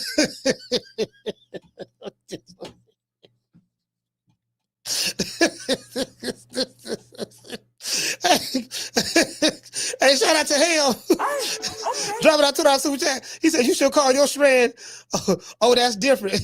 Hey, no, you know what? No, if we get a strand, it gotta be the true. I just thought about it. It gotta be true. The strand gotta be called. This is what the strand gotta be called. True. That's it. And this how you gotta ask for the weed when you go. Listen, when you go to the medical dispensary, when you go to the medical dispensary to get some weed, he say, look here, man. Because what happens is, like the weed I smoke come with instructions. It tell you, okay, this is for this is for that. This is how this gonna make you feel. It come with instructions. Like, I'm gonna give you an example. Like this shit I got right here. This is called Goofies, right? And the Goofies, it's a I read it to y'all. Hold on. Matter of fact. See my shit come with instructions. Ain't none of that street shit now. My shit come with, let me see. Where my dog at? Oh, here you go right here. This right here. See this right here. See this strand right here, the top effects. It make you feel giggly. So guess what? If you are suffering from depression and you want to feel happy and good, you need to smoke this. It makes you feel giggly. It makes you feel euphoric, and it makes you feel creative. The opposite of hating. Some of these hating ass niggas, they need to get something. You know what, dog? You've been hating just a little bit too much. You finna have a stroke or a heart attack or something. All that hating you doing, nigga. Listen, I got something for you to cure that hate. Now, as long as you on this, you good. You ain't gonna be hating. You ain't gonna be hating much. But if you get off of this now, tell you need to do a strong dose of this. You get what I'm saying? Just throwing that out there. Shout out to WMS. Shout out to the one, Mr. Ham. And shout out to everybody else in the chat. Shout out to Clint Cummings. Detail the truth. It's nothing more than that. Guess what? And I'm gonna tell y'all something. If you got a hater, it's okay to kick him when he's down. You do not want to kick him when the motherfucker hater hit the ground. You got to kick him. It's on the right to do that. It don't make no sense not to kick the hater when he's down. Like your hater, you gotta stomp on him. Don't turn the other cheek. Don't find religion. Don't do that. Don't be soft with these niggas. You gotta don't lighten up, tighten up. You get what I'm saying? That's what my mama taught me anyway. So I'll catch you guys on the next one. My motto, don't meet me there, beat me there. Peace. I'm gonna holler at y'all, man. We going live tomorrow. Man, I'm out of here, bro. Let's go. Man, I'm out of here, bro. Let's go.